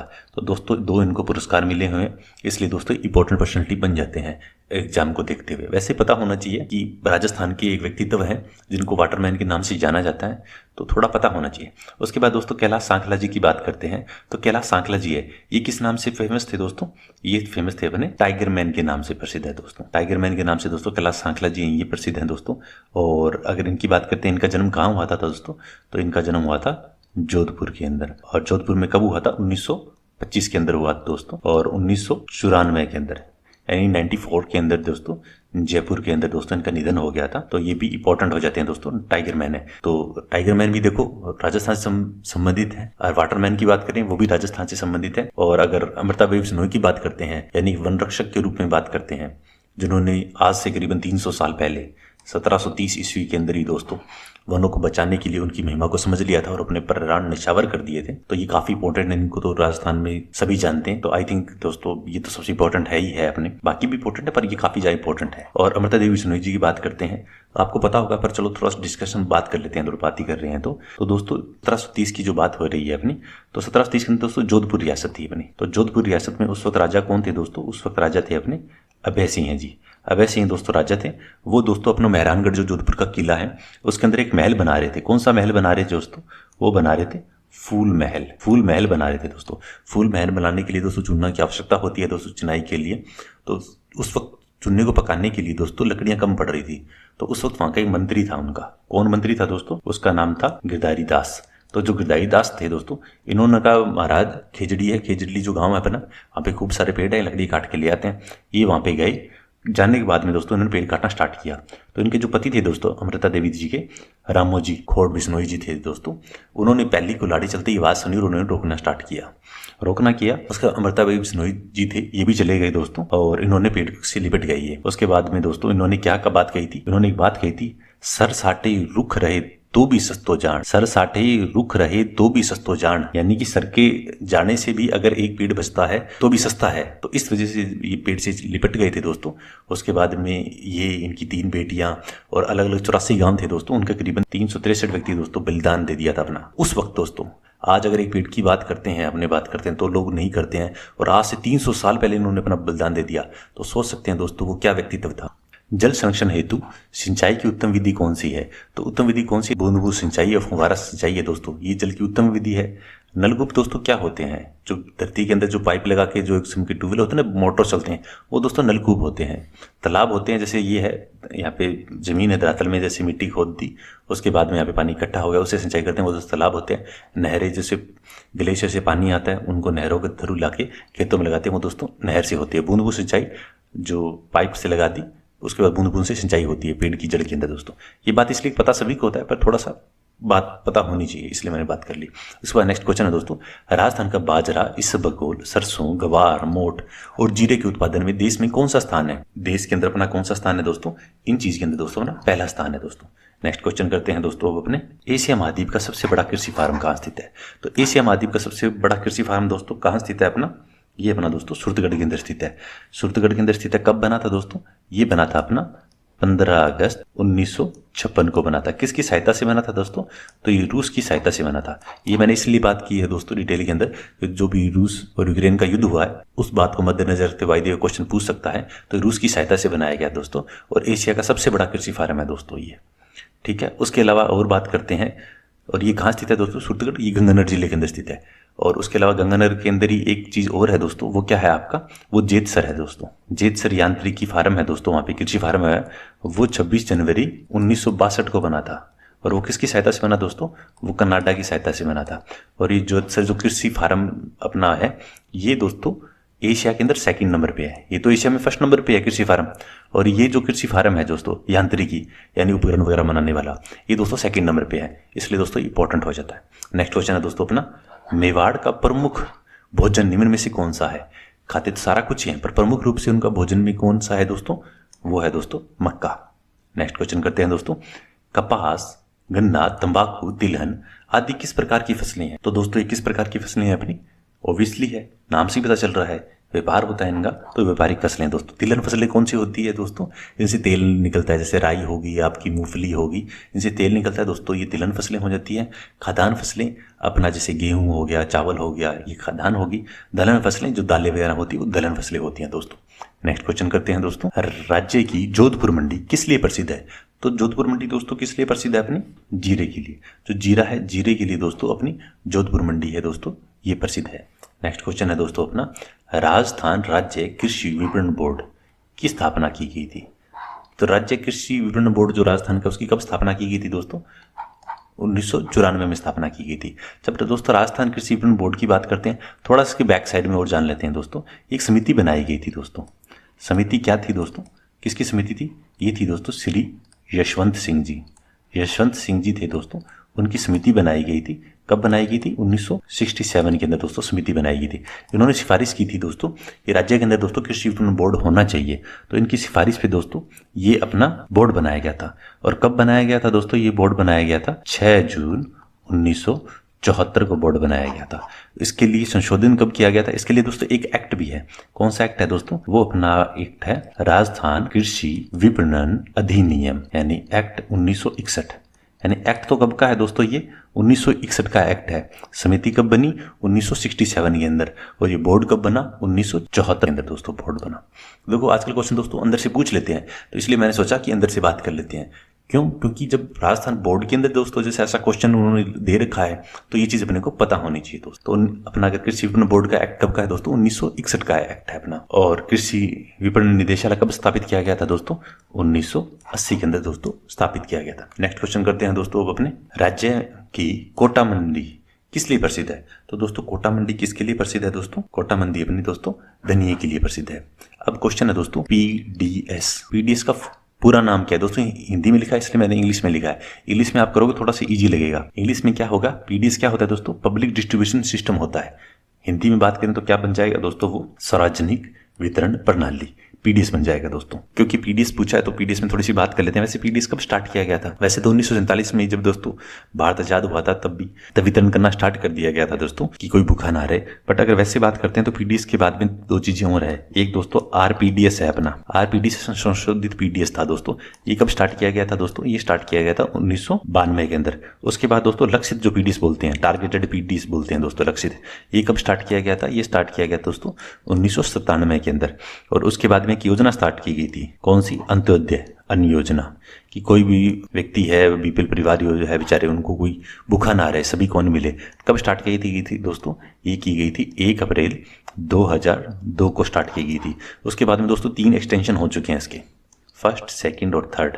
3 बार इसको एक्सटेंड किया जा चुका है दोस्तों। और एनएफए से जो बात करते हैं, नेशनल फूड सिक्योरिटी एक्ट की बात करते हैं, वो भी एक किस्म का पीडीएस के अंदर ही आते हैं दोस्तों। नेक्स्ट क्वेश्चन करते हैं दोस्तों। वह तंत्र प्रणाली जिससे देश के गरीबों को खाद्यान्न वितरण प्रदान किया जाता है कौन सा है? अभी बात की दोस्तों पीडीएस है। पीडीएस के थ्रू दोस्तों जो देश के जो गरीब निर्धन व्यक्ति हैं, जो ऐसा आए हैं जिनको खाने के लिए नहीं है, अनाज उपलब्ध नहीं है, कोई भूखा ना रहे, उस चीज को मद्देनजर रखते दोस्तों पीडीएस योजना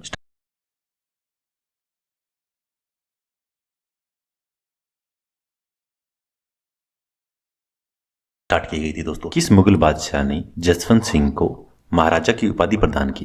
तो दोस्तों किसने प्रदान की महाराजा की उपाधि? तो दोस्तों इनको उपाधि प्रदान की थी शाहजहां ने। अब क्या कुछ है थोड़ा सा वो जान लेते हैं दोस्तों। किससे संबंध था दोस्तों? इनका संबंध था अपना मारवाड़ से दोस्तों, इनका संबंध था। और अगर बात करते हैं तो ये माना जाता है कि दोस्तों ये एक अच्छे लेखक भी थे। तो इन्होंने दोस्तों कुछ ग्रंथ लिखे थे, कुछ इंपॉर्टेंट है दोस्तों, मैं उनका नाम लिख रहा हूँ क्योंकि इंपॉर्टेंट है। जसवंत सिंह जी, हो सकता है एग्जाम में आ जाए।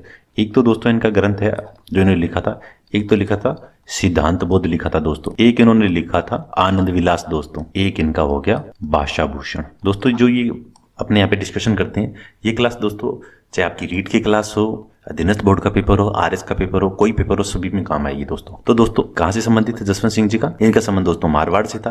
3 इन्होंने दोस्तों ग्रंथ लिखे थे, एक सिद्धांत बोध लिखा था, एक आनंद विलास लिखा था, एक दोस्तों भाषण भूषण लिखे थे। 3 दोस्तों इन्होंने ग्रंथ लिखे थे। तो दोस्तों जो गज सिंह जी थे उनके पूर्ववर्ती थे, यानी कि पिता कौन थे दोस्तों? गज सिंह जी थे। और जो जसवंत सिंह जी दोस्तों ये वही है जिनका नाम लेते ही किनका दिमाग में नाम आता है? औरंगजेब का दिमाग में नाम आता है। ये वही जसवंत सिंह है दोस्तों जिनका बहरामपुर के अंदर दोस्तों इनकी मृत्यु हुई थी। दोस्तों ये जसवंत सिंह वही है जिनकी मृत्यु पर औरंगजेब ने क्या कहा था? आज कुफर का दरवाजा टूट गया। दोस्तों ये दोस्तों राजस्थान के वो योद्धा थे जिनके लिए औरंगजेब ने कहा था जब इनकी मृत्यु पे कि आज कुफर का दरवाजा टूट गया है। ये दारा और जो औरंगजेब की लड़ाई थी दोस्तों सभी को पता ही है, तो ये उससे संबंधित थे। तो जसवंत सिंह जी है, काफी इंपॉर्टेंट पर्सनैलिटी रखते हैं दोस्तों, काफी इंपॉर्टेंट पर्सन है दोस्तों अपने राजस्थान की हिस्ट्री के अंदर। और जो मारवाड़ की हिस्ट्री बात करते हैं दोस्तों, मारवाड़ में तो ऑब्वियसली है ही। तो नेक्स्ट क्वेश्चन करते हैं दोस्तों। मिर्जा राजा जय सिंह के काल में 1662 में बिहारी सच्चाई लिखी गई, उसके लेखक कौन थे दोस्तों? तो बिहारी सच्चाई के लेखक कौन थे दोस्तों? नाम से पता चल रहा है बिहारी, तो इनके लेखक दोस्तों बिहारी थे, ये तो क्लियर हो गया। और अगर अपने बात करते हैं दोस्तों कविवर सुदन थे, ये किसके थे दोस्तों? ये थे अपने सूरजमल जी के। सूरजमल जो जाट थे अपने, ये सूरजमल जाट जो भरतपुर, ये उनके कवि थे। महाराणा कुंभा तो सबको पता ही है दोस्तों, और जसवंत सिंह के ऊपर बात ही कर ली। जो एक जय सिंह थे दोस्तों, इनकी बात कर लेते हैं। जय सिंह ऐसा माना जाता है दोस्तों इन्होंने 3 मुगल बादशाहों का काल देखा था दोस्तों। 3 बादशाह कौन कौन से देश थे दोस्तों? इन्होंने दोस्तों जहांगीर का काल देखा, और इन्होंने शाहजहां का काल देखा दोस्तों, और इन्होंने औरंगजेब का। इन 3 का दोस्तों इन्होंने शासन काल देखा था, 3 मुगल बादशाहों का दोस्तों। इन्होंने देखा था मिर्जा राजा जय सिंह, और ये दोस्तों वही जय सिंह जी हैं जिनका नाम अपने सुनते हैं, पुरंदर की जो संधि अपने सुनते हैं। पुरंदर की संधि किसके साथ हुई थी दोस्तों? शिवाजी के साथ जो हुई थी वो जय सिंह कौन है दोस्तों? वो यही जय सिंह थे दोस्तों। इस प्रकार से जय सिंह जी हैं, ये भी काफी इंपॉर्टेंट पर्सनैलिटी हैं दोस्तों अपने हिस्ट्री के अंदर, और ये अपने जयपुर से संबंधित रहे हैं दोस्तों। नेक्स्ट क्वेश्चन करते हैं। राजपुताने का करण किस शासक को कहा जाता है? तो दोस्तों राजपूतानी का करण कहा जाता है महाराजा राय सिंह जी है, इनको कहा जाता है। राय सिंह जी का संबंध कहां से रहा है दोस्तों? इनका संबंध रहा है बीकानेर से दोस्त। ठीक है, नेक्स्ट क्वेश्चन करते हैं दोस्तों। अब दोस्तों क्वेश्चन है अपना, किस शासक का शासनकाल मारवाड़ का शौर्य युग कहा जाता है? शौर्य किसका काल कहा जाता है दोस्तों? बिल्कुल सही दोस्तों, ये कहा जाता है मालदेव का। तो मालदेव याद आता है दोस्तों, अपने दिमाग में गिरी सुमेल का युद्ध आ जाता है जो 1544 में लड़ा था। किसके साथ लड़ा गया दोस्तों? शेर शाह सूरी के साथ में। शेर शाह सूरी दोस्तों ये वही है जिसने क्या कहा था, इन्होंने शेर शाह ने कहा था, बोल्यो सूरी बेन यूं गिरी घाट गमसाण मुट्ठी खातर बाजरी खो दे तो हिंदवाण। यानी कि आज मुट्ठी भर बाजरे के लिए मैं हिंदुस्तान की बादशाह खो देता। ये दोस्तों वही है अपने महान मालदेव जी। ठीक है, तो गिरी सुमेल का युद्ध है दोस्तों, इस वजह से इनको मालदेव जी की याद कहा जाता है, क्योंकि इनको भी हरा देता, पर इसने षड्यंत्र कर लिया। षड्यंत्र करके दोस्तों इसने एक चिट्ठी लिख के दे दी कि तुम्हारे जो सेनापति हैं रावजेता और कुंपा है वो मेरे साथ मिल गए हैं धोखाधड़ी के साथ में। उसके बाद में मालदेव ने सोचा कि सच में मिल गए हैं, मालदेव चला जाता है और जो जेता और कुंपा है वो वीर लड़ते हुए वीरगति प्राप्त होते हैं। तो बड़ी मुश्किल से दोस्तों ये जीत पाता है शेर शाह सूरी। इस वजह से कहा जाता है कि आज मुट्ठी भर बाजरे के लिए मैं हिंदुस्तान की बादशाह खो देता। पर इनके साथ मालदेव के साथ एक कलंक भी जुड़ा हुआ है थोड़ा सा। ऐसा कहा जाता है दोस्तों कि जो मणोत्तरन सिंह उन्होंने कहा था कि जो इनके पिता थे दोस्तों, गंगा थे इनके पिता, उनको दोस्तों कहते हैं इन्होंने धक्का देके मार दिया था। कुछ कहते हैं कि अफीम का ज्यादा नशा था। वो तो इतिहास जानता है क्या हुआ था क्या नहीं हुआ था, पर वैसे ही इनके साथ में थोड़ा सा एक कलंक है, ये जुड़ा जाता है कि इनको मारवाड़ का पितरहंता भी कहा जाता है दोस्तों। बाकी तो ये काफी शौर्य थे ही दोस्तों। और इनके जो पुत्र थे दोस्तों, उनको दोस्तों मारवाड़ का प्रताप कहा जाता है। कौन है दोस्तों? आपको समझ में आ गया होगा, वही दोस्तों रावचंद्र सेन। तो रावचंद्र सेन है दोस्तों जो इनके पुत्र हैं, वो भी दोस्तों मारवाड़ के प्रताप के नाम से प्रसिद्ध है दोस्तों। नेक्स्ट क्वेश्चन करते हैं दोस्तों, संगीत राज, संगीत मीमांसा, सूड प्रबंध आदि किसकी करती है? तो दोस्तों किसकी करती है?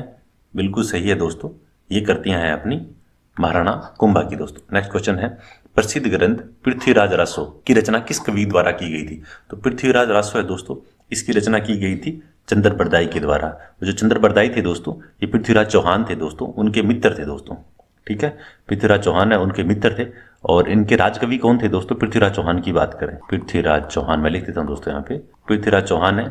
इनके राजकवि कौन थे दोस्तों? इनके थे जय नायक या जैन नायक बोलते हैं दोस्तों, ये जय नायक। तो जय नायक जी थे, वो इनके राजकवि थे पृथ्वीराज जी के। ये दोस्तों इनके मित्र, ये इनके मित्र थे, ये कवि थे दोस्तों, ये इनके मित्र थे। और जो जय नायक जी इन्होंने क्या लिखा था? इन्होंने लिखा दोस्तों पृथ्वीराज विजय महाकाव्य, पृथ्वीराज विजय महाकाव्य में था वो दोस्तों। वो तो दोस्तों जय नायक ने लिखा था जो इनके राजकवि थे पृथ्वीराज चौहान के। और पृथ्वीराज रासो है ये चंद्र बरदाई ने लिखा था, जो कि पृथ्वीराज चौहान के मित्र थे दोस्तों। ठीक है, नेक्स्ट क्वेश्चन करते हैं दोस्तों, फारसी इतिहासकारों ने हशमत वाला शासक किसको कहा है? किसको कहा है दोस्तों? मालदेव जी है, उनको कहा है। नेक्स्ट क्वेश्चन है दोस्तों, पृथ्वीराज चौहान की माता का क्या नाम था?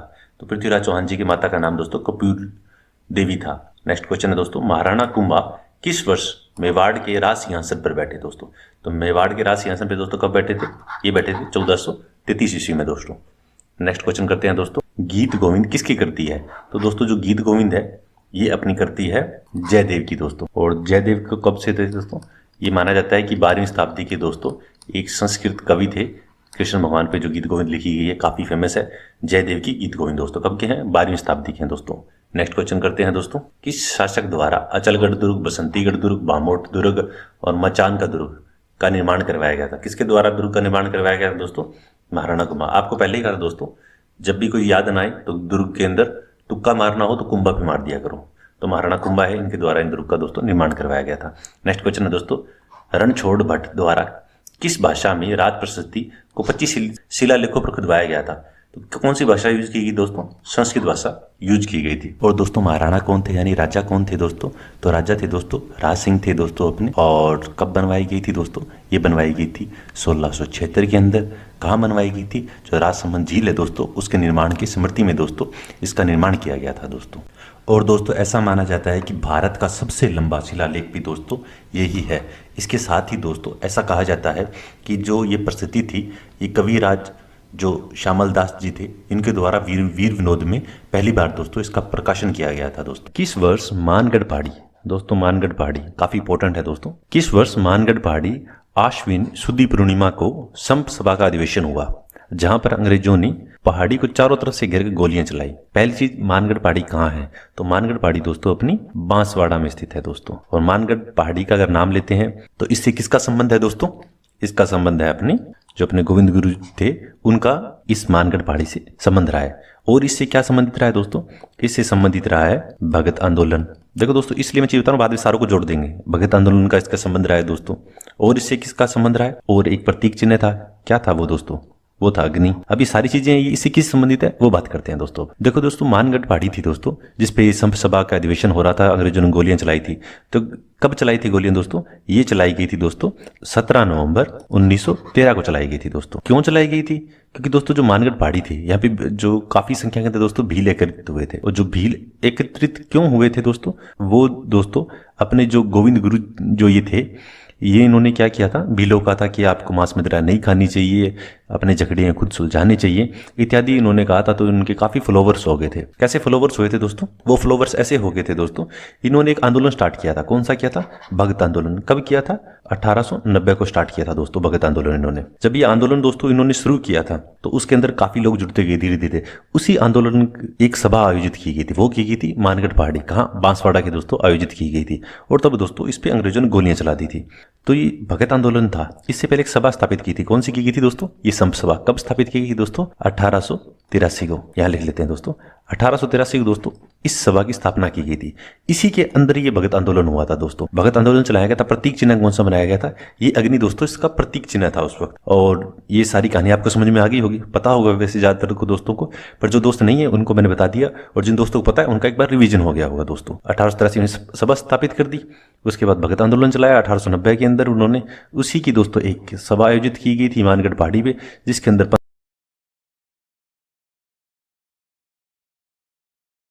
दोस्तों हत्या कर दी गई थी। वो शहीद हो गए थे। और इसको माना जाता है जलियांवाला सेकंड कांड भी कहते हैं। क्योंकि ज्यादातर को जलियांवाला बाग क्यों कहते हैं? क्योंकि जैसे जलियांवाला बाग के अंदर दोस्तों निर्दोष व्यक्तियों की हत्या की गई थी अंग्रेजों के द्वारा, वैसे ही दोस्तों यहाँ पे की गई थी।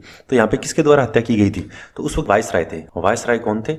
वायसराय थे दोस्तों लॉर्ड हॉर्डिंग। तो जो लॉर्ड हॉर्डिंग थे दोस्तों, इन्होंने कहा था कि मुझे कोई कुछ ज्यादा नहीं लग रहा है कि निर्दोष व्यक्तियों पे आप कार्रवाई करो, तो बेमनी से मैं पे साइन कर रहा हूँ। उसने इस तरह से कह के उसने साइन किया था। और ऐसे कहा जाता है कि जब ये अपना 17 नवंबर को हुआ था दोस्तों, तो 17 नवंबर को जब दोस्तों ये हुआ था, उससे पहले 2 दिन पहले अल्टीमेट दे दिया गया था कि आप मानगढ़ पहाड़ी है इसको खाली कर दो। इन्होंने खाली नहीं किया था भीलों ने।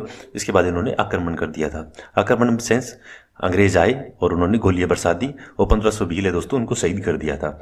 अब जो गोविंद गुरु है उनसे थोड़ा सा जान लेते हैं। देखो दोस्तों, हो सकता है आपको थोड़ा सा लंबा लगे, पर देखो डीपली करोगे तो क्वेश्चन हमेशा याद रहेगा। तो जो गोविंद गुरु है दोस्तों, इनकी बात कर लेते हैं। तो इनका जन्म कब हुआ था? क्योंकि देखो दोस्तों आजकल ऐसे क्वेश्चन पूछते हैं, इसलिए बता रहा हूँ आपको। इनका जन्म हो गया था दोस्तों 20 दिसंबर 1858 को हुआ था। कहाँ हुआ था दोस्तों? इनका जन्म हुआ था अपना डूंगरपुर के अंदर। डूंगरपुर में कहाँ हुआ था दोस्तों? एक बांसिया या बेडिया, एक गांव बोलते हैं, वहां इनका जन्म हुआ था। और जब इनकी मृत्यु कहाँ हुई थी दोस्तों? वो इनकी मृत्यु हुई थी 30 अक्टूबर 1931 को। कहाँ हुई थी दोस्तों? वो हुई थी कंबोई गांव के अंदर और गुजरात के अंदर हुई थी दोस्तों। इस प्रकार से एक क्वेश्चन के अंदर दोस्तों अपने मानगढ़ पहाड़ी है, उसको ये मानगढ़ पहाड़ी दोस्तों वही है जिसको अंदर राजस्थान के अंदर हाल फिलहाल के अंदर जिसको एक स्मारक घोषित किया गया, ये वही है दोस्तों, बांसवाड़ा वाली। अब दोस्तों नेक्स्ट क्वेश्चन करते हैं। बीकानेर प्रजामंडल की स्थापना किस वर्ष हुई? तो बीकानेर प्रजामंडल की दोस्तों कब स्थापना हुई? 4 अक्टूबर 1936 को स्थापना हुई थी। किसके द्वारा की गई थी वो अब नेक्स्ट क्वेश्चन में बात कर लेते हैं दोस्तों। बीकानेर प्रजामंडल थी, इसकी स्थापना किसने की? तो इसकी स्थापना दोस्तों की थी अपने मग्गाराम वेद जी है, इन्होंने स्थापना की थी। और दोस्तों ऐसा माना जाता है कि दोस्तों ये एकमात्र ऐसा प्रजामंडल था दोस्तों जिसकी स्थापना दोस्तों राजस्थान से बाहर हुई। कहाँ स्थापना हुई थी दोस्तों इसकी? कलकत्ता के अंदर दोस्तों इसकी स्थापना हुई थी। एकमात्र है दोस्तों, इसलिए इसको स्टार कर लो। एकमात्र प्रजामंडल है जिसकी स्थापना राजस्थान से बाहर हुई। कहाँ हुई थी दोस्तों? कलकत्ता के अंदर हुई थी। और किन्होंने की थी? मग्गाराम वेद ने की थी। एक दोस्तों एक चीज और है, 1942 के अंदर, 36 में तो प्रजामंडल की स्थापना हुई, 1942 के अंदर दोस्तों किसने? रघुवर दयाल जी थे। इन्होंने बीकानेर राज्य परिषद इसकी दोस्तों इन्होंने स्थापना की थी। प्रजामंडल की बात करें तो दोस्तों 1936 में हो जाएगा, और अगर परिषद की बात करते हैं तो 1942 में होगा। और किसके द्वारा की गई थी? रघुवर दयाल जी के द्वारा की गई थी दोस्तों। अब दोस्तों अपने नेक्स्ट क्वेश्चन करते हैं। किस वर्ष रणछोड़दास गटारी, गटारी गटनारी लिखा होता है दोस्तों अलग अलग, तो रणछोड़दास था, ये आप नाम कन्फर्म है, ये पीछे वाले में थोड़ा चेंज होता रहता है अलग अलग। तो किस वर्ष रणछोड़दास गटारी की अध्यक्षता में मारवाड़ लोक परिषद का गठन किया गया। तो मारवाड़ लोक परिषद का दोस्तों कब गठन किया गया था दोस्तों? ये गठन किया गया था अपना 1938 के अंदर। देखो दोस्तों जो क्वेश्चन कर रहे हैं ये राजस्थान बोर्ड की बुक्स के क्वेश्चन है, इसलिए काफी इंपॉर्टेंट हो जाते हैं। नेक्स्ट क्वेश्चन है दोस्तों, एक ही आंदोलन को गति देने वाले हजारों आदिवासी उदयपुर में एकत्रित होकर महाराणा को कितने सूत्रीय मांग पत्र दिया? ये क्वेश्चन इंपॉर्टेंट हो जाता है दोस्तों। अच्छा कितनी सूत्री था दोस्तों? तो ये अपना था दोस्तों 21 सूत्री। अब बात है कि एक ही आंदोलन क्या था?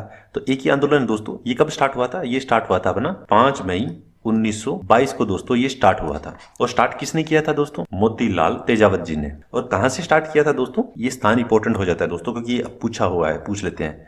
तो ये स्टार्ट हुआ था दोस्तों अपना लिलूडी बडली। इस स्थान से दोस्तों मोतीलाल तेजावत जी हैं, इन्होंने इसकी स्टार्टिंग किया था दोस्तों। स्थान तो ये था, कब किया था? 5 मई 1922 को, क्योंकि एक ही आंदोलन दोस्तों इंपॉर्टेंट है। और ये किससे संबंधित है दोस्तों? तो जो आदिवासी थे दोस्तों ये उनसे अपना संबंधित है। और जो 21 सूत्री जो मांग थी दोस्तों, कौन से थे महाराणा थे उस वक्त दोस्तों? उस वक्त थे अपने फतेह सिंह जी। फतेह सिंह जी को दोस्तों 21 सूत्री मांग का ज्ञापन दिया गया था दोस्तों। तो दोस्तों ये अपना एक ही आंदोलन है, कंफ्यूज मत हो जाना दोस्तों। एक तो एक ही आंदोलन है और एक दोस्तों आपका एक का आंदोलन है। जो दोस्तों आपका एक का आंदोलन था ये कहां स्टार्ट हुआ था दोस्तों? ये हुआ था अवध के अंदर। और ये कब हुआ था? 1921 के अंदर। एक का आंदोलन तो 1921 के अंदर हुआ था दोस्तों, और जो एक ही आंदोलन है ये दोस्तों 1922 के अंदर स्टार्ट हुआ था। दोनों में फर्क है दोस्तों। ये मोतीलाल तेजावत जी थे और जो ये एक आंदोलन है दोस्तों मदारी पासी ने स्टार्ट किया था दोस्तों। अब दोस्तों अपने नेक्स्ट क्वेश्चन करते हैं, राजस्थान के किस किसान आंदोलन की चर्चा लंदन के हाउस ऑफ कॉमन्स में भी हुई? तो लंदन के हाउस ऑफ कॉमन्स में किसकी चर्चा हुई थी दोस्तों? वो दोस्तों चर्चा हुई थी अपनी शेखावटी आंदोलन की। अब जो दोस्तों 4 आंदोलन लिखे हैं तो थोड़ा सा अपने इनके बारे में डिटेल में डिस्कशन कर लेते हैं दोस्तों। तो दोस्तों इसमें सबसे पहले अगर बात करते हैं अलवर की, तो जो अलवर किसान आंदोलन था दोस्तों ये कब हुआ था? तो दोस्तों ये कहते हैं 1924 के आसपास हुआ था। ये किससे संबंधित था दोस्तों? बिल्कुल शॉर्ट में बात कर रहे हैं। तो ये किससे संबंधित था दोस्तों? किसान थे। किसान काफी परेशान हो गए थे, जंगली सूर आते थे, फसलें खराब हो जाते थे। किसान चाहते थे कि हम सूरों को मार दें ताकि वो फसलें खराब ना करें, इसलिए दोस्तों किसानों ने आंदोलन किया था और अंततः किसानों को दोस्तों इस स्वीकृति मिल गई थी। ये तो अलवर किसान आंदोलन था। बेगू किसान आंदोलन की दोस्तों अपनी बात करते हैं, तो बेगू किसान आंदोलन दोस्तों 1921 से 24 तक चला था दोस्तों बेगू किसान आंदोलन। और ये बेगू किसान आंदोलन दोस्तों किसने चलाया था? वो चलाया था दोस्तों अपना राम नारायण चौधरी जी ने चलाया था। मैं लिख देता हूं, चलो नाम तो इंपॉर्टेंट है। तो ये चलाया था दोस्तों अपना राम नारायण चौधरी जी ने। राम नारायण चौधरी ने चलाया था। कहां से चलाया था दोस्तों? ये अपना मेनाल से इन्होंने स्टार्ट किया था। उसके बाद में ये था क्या दोस्तों? वही बात है, ज्यादातर किसान आंदोलन दोस्तों लाग बाग बहुत ज्यादा लेते थे, उनसे ब्याज बहुत लिया जाता था, उन पे अत्याचार बहुत होता था। उससे रिलेटेड दोस्तों ये ज्यादातर किसान आंदोलन हुए थे। तो जो लाग बाग बहुत ज्यादा थी दोस्तों, इस वक्त क्या हुआ था, जो यहाँ के किसान थे, मतलब जो बेगू के जो ठेकेदार थे, मतलब या ठिकानेदार कह सकते हैं, जो बेगू के ठिकानेदार थे दोस्तों वो कौन थे? अनूप सिंह जी थे। उन्होंने समझौता कर लिया किसानों के साथ में कि ठीक है आपकी लाग बाग हम कम कर देंगे। पर जो मेवाड़ के महाराणा थे दोस्तों, महाराणा ने क्या किया? उन्होंने ये समझौता निरस्त कर दिया कि हम तो इस समझौते को नहीं मानते हैं जी। उन्होंने कहा तो जो बोलेविक जो क्रांति हुई थी, उन्होंने कहा था ये तो बोलेविक क्रांति है, इसका कोई अस्तित्व है ही नहीं। उन्होंने इसको नहीं माना था दोस्तों। फिर दोस्तों वही इंपॉर्टेंट चीज होती है, मीटिंग करते हैं। तो सभी किसानों ने मीटिंग की थी दोस्तों। तो उस वक्त क्या हुआ था? 13 जुलाई 1923 को दोस्तों वहां पर जो ट्रेंच ने गोलियां चला दी थी। 2 अपने जो इंपॉर्टेंट पर्सन है दोस्तों वो शहीद हो गए थे। एक तो आपके रूपा जी हो गए थे, एक आपके कृपा जी। ये 2 दोस्तों शहीद हो गए थे। उसके बाद के अंदर 1924 में लाग बाग कम कर दी गई थी। ये दोस्तों शॉर्ट के अंदर बेगू किसान आंदोलन था अपना। बिजोलिया किसान आंदोलन की बात करते हैं दोस्तों। तो बिजोलिया किसान आंदोलन दोस्तों आपको पता है ये स्टार्ट हुआ दोस्तों अपना 1897 को स्टार्ट हुआ था और 1941 तक चला था। सबसे बड़ा माना जाता है दोस्तों। 44 साल तक दोस्तों ये आंदोलन चला था।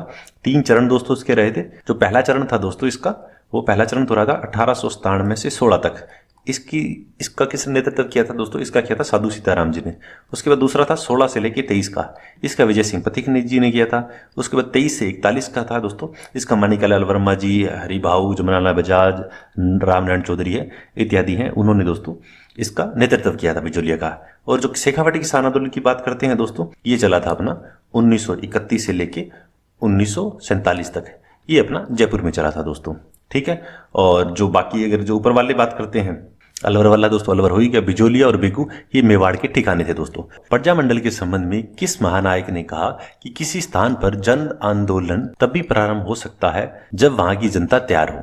ये बात किसने कही थी? तो दोस्तों ये बात कही थी पंडित जवाहरलाल नेहरू जी, उन्होंने कही थी। नेक्स्ट क्वेश्चन करते हैं, ये दोस्तों इंपॉर्टेंट क्वेश्चन है अपना। अंजना देवी चौधरी, ये क्वेश्चन पूछते हैं इसलिए। रमा देवी जी, नारायणी देवी वर्मा, जैसी जो महिलाएं थी दोस्तों, इन महिलाओं का किस किसान आंदोलन से दोस्तों संबंध रहा था? तो कौन से किसान आंदोलन से दोस्तों इनका संबंध रहा था? अपना इनका संबंध रहा था बिजोलिया किसान आंदोलन, जो भी ऊपर बात की थी ना, 3 चरणों के अंदर चला था जो दोस्तों, ये वही बिजोलिया आंदोलन है जो, तो इससे इन तीनों का संबंध रहा था दोस्तों। नेक्स्ट क्वेश्चन करते हैं, सूरों से संबंधित राजस्थान में कौन सा किसान आंदोलन रहा था? अभी दोस्तों ऊपर अपनों ने बात की थी, सूरों से किसी का रहा था दोस्तों? इसका संबंध रहा था अलवर से। कब हुआ था दोस्तों? 1924 के अंदर दोस्तों ये आंदोलन हुआ था। नेक्स्ट क्वेश्चन है दोस्तों, जरायम पेशा कानून किस वर्ष समाप्त हुआ था?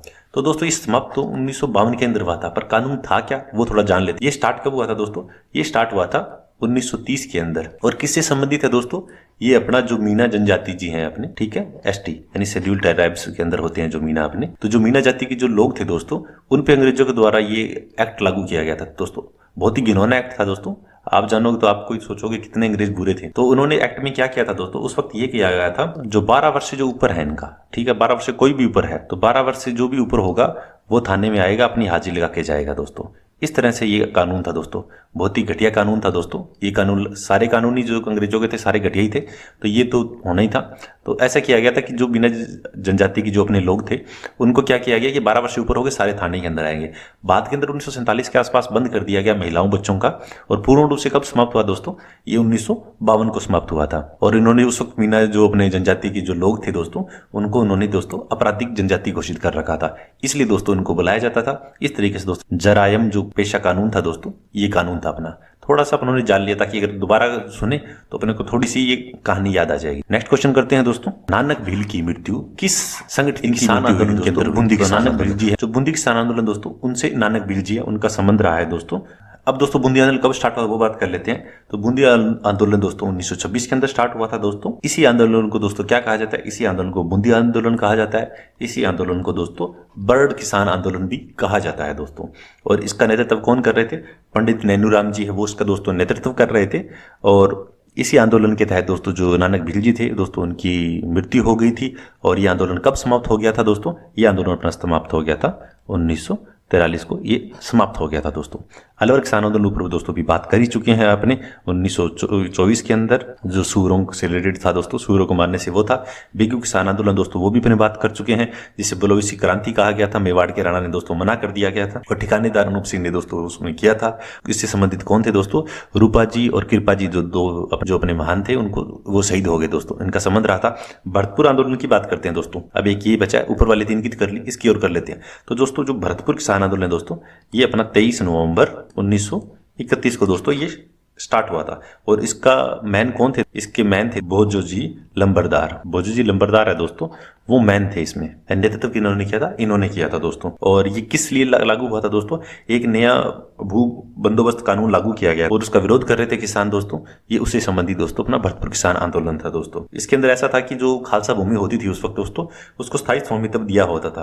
और उसको स्थायी स्वामित्व दिया हुआ था दोस्तों, उसको क्या बोलते थे? उसे बोलते थे दोस्तों उस वक्त विशेदार। अब बोलते हैं ना विश्वेदार, बोलते हैं क्या कुछ है, तो विशेदार था दोस्तों, उसको वो बोलते थे उस वक्त। तो ये उससे संबंधित है, यानी नए जो आपके भू बंदोबस्त कानून थे उनको लागू कर रहे थे, उससे संबंधित दोस्तों भरतपुर किसान आंदोलन था। अब दोस्तों नेक्स्ट क्वेश्चन है, वो यूबी पर अपनी बात की थी, रूपा जी और अपने कृपा जी, तो इनका संबंध किस आंदोलन से रहा है? इनका संबंध दोस्तों बेगू किसान आंदोलन है, उससे संबंध रहा है। बाकी तो ये अलवर आंदोलन, बूंदी और भरतपुर पर कर ही चुके हैं दोस्तों। नेक्स्ट क्वेश्चन करते हैं, चांदनी चौक में लॉर्ड हार्डिंग पर बम फेंकने वाले रास बिहारी बोस के साथ निम्न में से कौन शामिल था? तो इनके साथ दोस्तों कौन शामिल थे? इनके साथ शामिल थे दोस्तों अपने जोरावर सिंह जी। जोरावर सिंह जी थे दोस्तों, वो इसमें शामिल थे। अब क्या कुछ है दोस्तों वो बात कर ले। कब बम फेंका गया था दोस्तों? 1912 के अंदर फेंका गया था उस वक्त। और अब जो बाकी नाम है इनके बारे में बात कर लेते हैं। तो दोस्तों ये जो 3 नाम है ये एक फैमिली के नाम है। केसरी सिंह जो बराड़ जी की बात करते हैं, ये केसरी सिंह बराड़ जी के दोस्तों पुत्र थे, ये केसरी सिंह बराड़ जी के भाई थे। तो ये काफी इंपॉर्टेंट है, ये चारों नाम ही इंपॉर्टेंट है। अब बात कर लेते हैं थोड़ी सी इसके अंदर। तो दोस्तों जो कुंवर प्रताप थे दोस्तों, केसरी सिंह जो बराड़ थे इनके दोस्तों पुत्र थे। जो लॉर्ड हार्डिंग वाला जो केस था दोस्तों उससे संबंधित थे। इनको दोस्तों 5 साल की सजा सुनाई गई थी। कहाँ भेज दिया गया था दोस्तों? इनको भेज दिया था अपने बरेली जेल के अंदर दोस्तों, इनको भेज दिया गया था। वहां पर दोस्तों इन पे खूब अत्याचार किए गए और उसी अत्याचार के अंदर, यातनाओं के अंदर दोस्तों इनके देहांत हो गया था, ये शहीद हो गए थे दोस्तों ऐसा माना जाता है कि सबसे कम उम्र के दोस्तों ये क्रांतिकारी थे दोस्तों। जब इनको प्रताड़ना दी जा रही थी दोस्तों, उनसे जब पूछा जा रहा था कि आप गवाह बन जाओ हमारे, तो दोस्तों अंग्रेजों ने इनको लालच दिया था। ठीक है, लालच देके क्या कहा था, इनको कहा था कि तुम्हारी माँ रो रही है, तुम उसके लिए कुछ नहीं करोगे। तो जो कुंवर प्रताप थे दोस्तों, इन्होंने कहा था मेरी माँ रोती है तो उसे रोने दो, मेरी माँ रोती है तो उसे रोने दो, जिससे सैकड़ों जो माताएं हैं उनको ना रोना पड़े। यदि मैंने मेरे दिल का भेद खोल दिया है तो यह मेरी वास्तविक मृत्यु होगी, और अगर मेरी माता पर यह अमिट कलंक रहेगा दोस्तों। इस प्रकार से दोस्तों ये थे, इन्होंने जवान नहीं खोली थी और ये शहीद हो गए थे दोस्तों। उसके बाद केसी सिंह बराड़ जी की बात करते हैं दोस्तों। तो केसी सिंह बराड़ है दोस्तों, काफी इंपॉर्टेंट पर्सन रहे हैं, राजस्थान केसरी के नाम से दोस्तों ये जाने जाते हैं, अपने को पता ही है। और ऐसा माना जाता है कि पूरा परिवार इनका शहीद हो गया। वही देखो, जो भाई था, भाई हो गया, पुत्र हो गया, खुद हो गए, तो ये सारे दोस्तों इसमें शहीद हो गए थे दोस्तों। और केसी सिंह बराड़ है दोस्तों, इनका संबंध किससे रहा है, वीर भारत सभा। तो वीर भारत सभा से दोस्तों केसी सिंह बराड़ इनका संबंध रहा था। 1910 के अंदर दोस्तों ये सभा बनाई, किसके साथ दोस्तों बनाई गई थी, ये बनाई गई थी गोपाल सिंह खरवाज के साथ मिलके इन्होंने ये वीर भारत सभा बनाई थी। ये काफी इंपॉर्टेंट है दोस्तों, क्वेश्चन काफी बार आता है ये। तो इस प्रकार से दोस्तों केसी सिंह बराड़ काफी इंपॉर्टेंट थे दोस्तों। अब अर्जुन लाल सेठी जी की बात करते हैं, तो ये भी दोस्तों काफी इंपॉर्टेंट है। इन्होंने दोस्तों कहते हैं कि आपके जयपुर से संबंधित थे। 1907 में दोस्तों इन्होंने जैन शिक्षा सोसाइटी की स्थापना की थी। और 1908 के अंदर दोस्तों तो ये कहाँ शिफ्ट हो गई थी, ये अपनी जयपुर में शिफ्ट कर दी थी इन्होंने, जैन वर्धन पाठशाला के नाम से दोस्तों। और इनको दोस्तों इन्होंने भी सजा काटी थी, कितने 7 वर्ष की सजा काटी थी दोस्तों इन्होंने। दोस्तों एक सेठी और मोतीचंद थे, बिहार के निजाम थे दोस्तों, निजाम के बहन थे आपके, कौन थे, भगवान दास जी। उनकी हत्या के आरोप में दोस्तों 1914 में दोस्तों बेलूर की जेल में उनको भेज दिया गया था। और ऐसा माना जाता है कि अंत के अंदर लोगों को पता नहीं था ये हिंदू है मुसलमान है, तो मुसलमान समझ के दोस्तों इनको दफना दिया गया था। तो ये काफी इंपॉर्टेंट ये भी पर्सनैलिटी रही है दोस्तों। और इनकी कुछ पुस्तकें हैं जो इंपॉर्टेंट है, एग्जाम में आती है दोस्तों। एक तो दोस्तों इनकी पुस्तक है शुद्र मुक्ति है दोस्तों इनकी पुस्तक, और एक इनकी है पार्श्व यज्ञ, और एक है मदन पराजय। ये 3 बुक्स दोस्तों इनकी है अर्जुन लाल सेठी जी, काफी इंपॉर्टेंट है दोस्तों। इस प्रकार से दोस्तों ये क्वेश्चन अपन ने कर लिया। नेक्स्ट क्वेश्चन करते हैं। चेतावनी रचूटिया प्रसिद्ध सोरठ लिखकर मेवाड़ के महाराणा को ब्रिटिश शासन के विरुद्ध किसने सचेत किया था, वो यही है दोस्तों, केसी सिंह बराड़ जी हैं दोस्तों। इन्होंने चेताया था। और कौन से महाराणा थे दोस्तों, महाराणा फतेह सिंह जी थे। फतेह सिंह जी दोस्तों दिल्ली जा रहे थे, उन्होंने इनको याद करवाया कि आप उस मेवाड़ से बिलोंग करते हो जिससे महाराणा प्रताप बिलोंग करते थे। इस तरह से इन्होंने ऐसी बातें लिखी कि उसको देख के ये खुद को गलानी आ गई और ये दिल्ली दरबार में दोस्तों शामिल नहीं हुए थे। और बाकी तो अपने ऊपर इन्होंने केसी सिंह बराड़ जी के अपने बारे में बात ही कर ली है दोस्तों।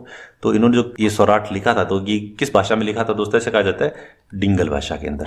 डिंगल भाषा के अंदर दोस्तों इन्होंने लिखा था, और डिंगल भाषा के दोस्तों ये कवि माने जाते थे। इसके अलावा दोस्तों इन्होंने एक अश्व घोष जो है उनका एक बुद्ध चरित्र है, उसका हिंदी में दोस्तों इन्होंने अनुवाद भी किया था। उसके अलावा इन्होंने कुछ लिखे जैसे प्रताप चरित्र, दुर्गा चरित्र, रूठी रानी, जसवंत चरित्र, राज चरित्र इत्यादि हैं दोस्तों, इनकी रचनाएं की थी।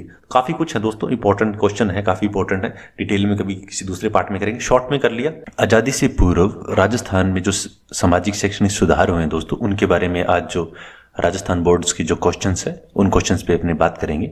तो दोस्तों पहला क्वेश्चन है अपना, राजस्थान में सर्वप्रथम किस राज्य में कन्या वध को गैर कानूनी घोषित किया गया था।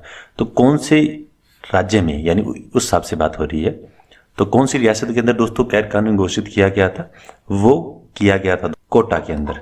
कोटा के अंदर है, सबसे पहले किया गया था, कोटा में किया गया था 1833 के अंदर किया गया था। उसके बाद में किया गया था 1834 के अंदर बूंदी के अंदर। और उस वक्त अगर बात करते हैं कि कौन थे, तो लॉर्ड विलियम बेंटिक। ये बेंटिक जो थे अपने, ये जीजी थे, ठीक है, गवर्नर जनरल जो बात कर रहे थे वो थे। और अगर बात करते पॉलिटिकल एजेंट कौन था उस वक्त, तो पॉलिटिकल एजेंट थे वहां पर थे विल क्विंसन थे, ये पॉलिटिकल एजेंट थे कोटा के अंदर, यानी हाड़ौती वाले है, वहां पर दोस्तों गैर कानूनी घोषित किया गया था। नेक्स्ट क्वेश्चन करते हैं। अलवर रियासत ने बाल विवाह और अनमेल विवाह और निषेध कानून बनाया गया, यानी जो बाल विवाह था या फिर एज ज्यादा है बच्चे की कम है, लड़के की ज्यादा है लड़की कम है, तो उस पर कानून बनाया गया था। कब बनाया गया था दोस्तों अलवर रियासत के अंदर, वो बनाया गया था 10 दिसंबर 1903 को। नेक्स्ट क्वेश्चन करते हैं। किस वर्ष वायसराय लॉर्ड मेयो के नाम पर अजमेर में मेव कॉलेज की स्थापना की गई थी। तो ये किस वक्त की गई थी, वैसे इस बुक के अंदर तो दोस्तों ये 1872 लिखा हुआ है। और जब अपने इसकी वेबसाइट पर जाते हैं तो वेबसाइट की, जब मेयो कॉलेज की वेबसाइट देखते हैं तो उस पर बताया गया है कि 1875 के अंदर मेयो कॉलेज है उसकी स्थापना की गई थी। और किसके द्वारा स्थापना की गई थी, तो इसमें लिखा गया है दोस्तों Richard book 6th earl Mayo, इनके द्वारा 1875 में इसकी स्थापना की गई थी। और ये ओनली ओनली बॉयज़ के लिए दोस्तों कॉलेज है, ये कॉलेज बनाया गया था। और जो लॉर्ड मेयो थे ये कब से कब तक थे दोस्तों, वायसराय की बात करते हैं तो ये 1869 से लेके 1872 तक, ये सारी इंफॉर्मेशन जो मेयो कॉलेज की वेबसाइट है उस पर दी गई है। और वैसे मेयो के लिए किस लिए कॉलेज बनाया गया था, जो राजपुताना था अपना, तो राजपुताना के जो यहाँ के राजकुमार थे उनको शिक्षा देने के लिए दोस्तों ये मेयो कॉलेज बनाया गया था। नेक्स्ट क्वेश्चन की बात करते हैं अब, किस वर्ष डाकन प्रथा को गैर कानूनी घोषित किया गया था। तो सबसे पहले ये जानना जरूरी है कि डाकन प्रथा होती क्या है।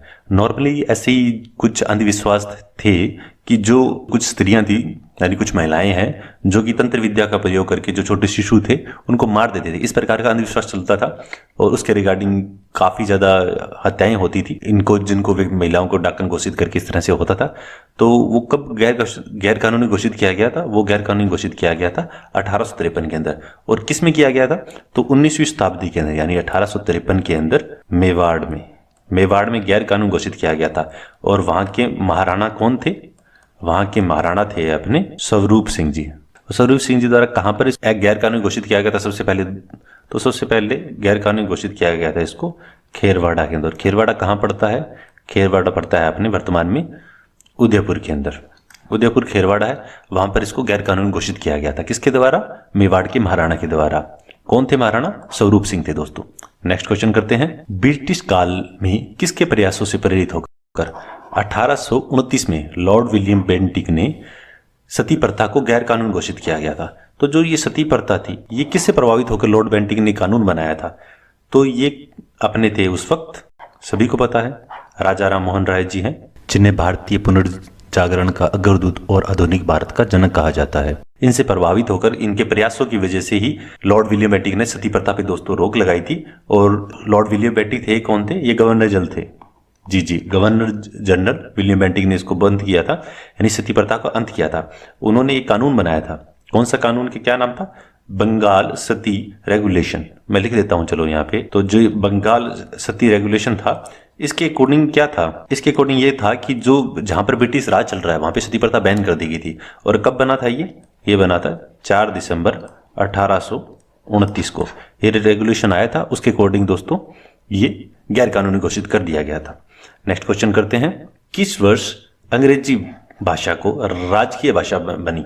राजकीय भाषा का सेंस है कब स्टार्ट हुआ था, क्या कुछ हुआ था, जो इसमें क्वेश्चन में पूछा है अपने से। तो ये 1835 था, उस वक्त राजभाषा के हिसाब से बना दी थी। राजभाषा से क्या मतलब है, उस वक्त कौन थे दोस्तों, उस वक्त थे लॉर्ड मैकाले थे, इनके द्वारा लाया गया था 1835 के अंदर। जो स्कूली शिक्षा माध्यम था उसको दोस्तों अंग्रेजी कर दिया गया था। इस प्रकार से ये जो अंग्रेजी थी वो बनाई गई थी। और अगर वर्तमान में बात करते हैं तो वर्तमान में राजभाषा कौन सी है, तो राजभाषा के लिए एक अधिनियम है, राजभाषा अधिनियम, यानी राजभाषा अधिनियम कब का है, ये 1963 का है। वर्तमान परिप्रेक्ष्य की बात करते हैं 1963 के अकॉर्डिंग है दोस्तों। और इसके अकॉर्डिंग हिंदी अपनी राजभाषा रहेगी। और अब अंग्रेजी की बात करते हैं तो अंग्रेजी के लिए कैसे कुछ भी नहीं है। राष्ट्रीय भाषा की बात करते हैं, राष्ट्रीय भाषा भी कोई भी नहीं है, सिर्फ राजभाषा की बात की है। तो राजभाषा हिंदी है अपनी। और 1967 का तो ये जो अधिनियम है, और 1967 के अंदर इसमें इंग्लिश को जोड़ दिया गया था। वर्तमान में आधिकारिक तौर पे बात करें तो कितनी भाषाएं हैं अपनी, तो ये अपनी 22 भाषाएं हैं। और कौन सी अनुसूची में है, तो ये अपनी 8वीं अनुसूची है, संविधान की 8वीं अनुसूची है। 8वीं अनुसूची में दोस्तों ये 22 भाषाएं हैं। नेक्स्ट क्वेश्चन करते हैं, जल जंगल जमीन आंदोलन किसने चलाया। तो ये जल जंगल जमीन आंदोलन किसने चलाया था, तो इस आंदोलन का संबंध माना जाता है अपने मामा बालेश्वर दयाल से। तो जो मामा बालेश्वर दयाल जी थे जो अपने, इनका जन्म 1905 को हुआ था। कहाँ हुआ था, उस वक्त जो संयुक्त प्रांत था अपना, अवध और संयुक्त प्रांत था, उसके अंदर हुआ था। वर्तमान की बात करें तो इटावा जिला है, जो इटावा जिला के अंदर हुआ था। और मृत्यु कब हुई थी इनकी मृत्यु हुई थी 1998 के अंदर। इनके द्वारा जल जंगल जीवन आंदोलन है ये चलाया गया था, यानी राजस्थान एमपी के बीच के अंदर ये आंदोलन चलाया गया था। अगर वैसे बात करते हैं भारत के अंदर बाद में जल जंगल जमीन का आंदोलन किससे संबंधित है, तो वो आंदोलन माना जाता है अपना कोमरम भीम को। कोमरम भीम है, इनको जल जंगल जमीन का नारा दिया था ऐसा माना जाता है। और कब दिया था, ये दिया था 1940 के अंदर। और ये कहां से संबंधित है, तो ये तेलंगाना अपना जो बना हुआ है ना अभी, जो नया राज्य बनाया था, तो तेलंगाना से इनका संबंध रहा था। और किसके विरुद्ध चलाया था इन्होंने कहा था कि जो जंगल जमीन है, ये सब हमारे आदिवासी हैं, हमारा अधिकार है। जो भी संपूर्ण संसाधन है ये सब पे हमारा ही अधिकार है, इन्होंने ये कहा था। और जो हैदराबाद के जो उस वक्त के निजाम थे उनके विरुद्ध, जो आसफ जाही जो वंश था उसके विरुद्ध उन्होंने आवाज उठाई थी। किन्होंने उठाई थी? इन्होंने उठाई थी। अगर बात करते हैं जल जंगल जीवन आंदोलन किसने चलाया, तो यह जब मामा बलेश्वर आ जाएगा। और ये नारा किसने दिया? तो कोरम भीम ने दिया। कब दिया? 1940 के अंदर। कहां से संबंधित थे? ये तेलंगाना से संबंधित थे, जो कि हैदराबाद रियासत के अंदर था उस वक्त। अब अपने नेक्स्ट क्वेश्चन करते हैं दोस्तों। जीवन कुटीर नामक संस्थान की स्थापना किसने की? तो जीवन कुटीर की स्थापना की थी हीरालाल शास्त्री जी ने। तो हीरालाल शास्त्री जी थे, इन्होंने जीवन कुटीर की स्थापना की थी। ऐसा माना जाता है कि 1929 के अंदर हीरालाल शास्त्री जी जीवन कुटीर है इसकी स्थापना की थी। और इनके सहयोग किसने किया था? इनकी पत्नी थी रत्ना शास्त्री जी। तो रत्ना शास्त्री जी ने मिलकर एक जीवन कुटीर इसकी स्थापना की थी। जयपुर के पास के अंदर वंसली स्थान पे इसकी स्थापना की थी। उसके बाद में एक इनकी बेटी थी, इनकी बेटी थी करीबन कहते हैं 12-13 साल की बच्ची थी, उसकी मृत्यु हो गई थी। उसके बाद के अंदर 6 अक्टूबर 1935 यानी 1935 के अंदर ही करीबन अप्रैल के अंदर उसकी बेटी की मृत्यु हुई थी। उसके बाद में 6 अक्टूबर 1935 के अंदर श्री शांताबाई शिक्षा कुटीर इसकी स्थापना की गई थी। ये बाद में जाके अपनी वनस्थली विद्यापीठ बन गई थी। और कब बनी थी? 1943 के अंदर। और जीवन कुटीर है इसकी स्थापना कहते हैं 1929 में की गई थी। और शांताबाई शिक्षा कुटीर इसकी स्थापना 1935 को की गई थी। किनके द्वारा की गई थी? हीरालाल शास्त्री के द्वारा की गई थी। अब अपने नेक्स्ट क्वेश्चन करते हैं दोस्तों। अब दोस्तों नेक्स्ट क्वेश्चन करते हैं।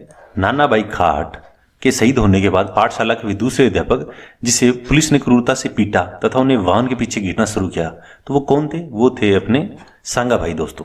अब सांगाभाई कौन थे, ये घटना क्या थी, अपन थोड़ा उसको डिस्कशन कर लेते हैं। तो ये घटना तो अपनी है डूंगरपुर की। और उस वक्त डूंगरपुर के महारावल कौन थे? लक्ष्मण सिंह जी। लक्ष्मण जी उस वहां के महारावल थे। तो वहां पे एक व्यक्ति थे, उनका क्या नाम था? उनका नाम था भोगीलाल पांडे। भोगीलाल पांडे थे, एक स्कूल रन करते थे। स्कूल के अंदर जो अंग्रेजी शिक्षा लागू हो रखी थी, तो अंग्रेजी शिक्षा का विरोध करते थे ये।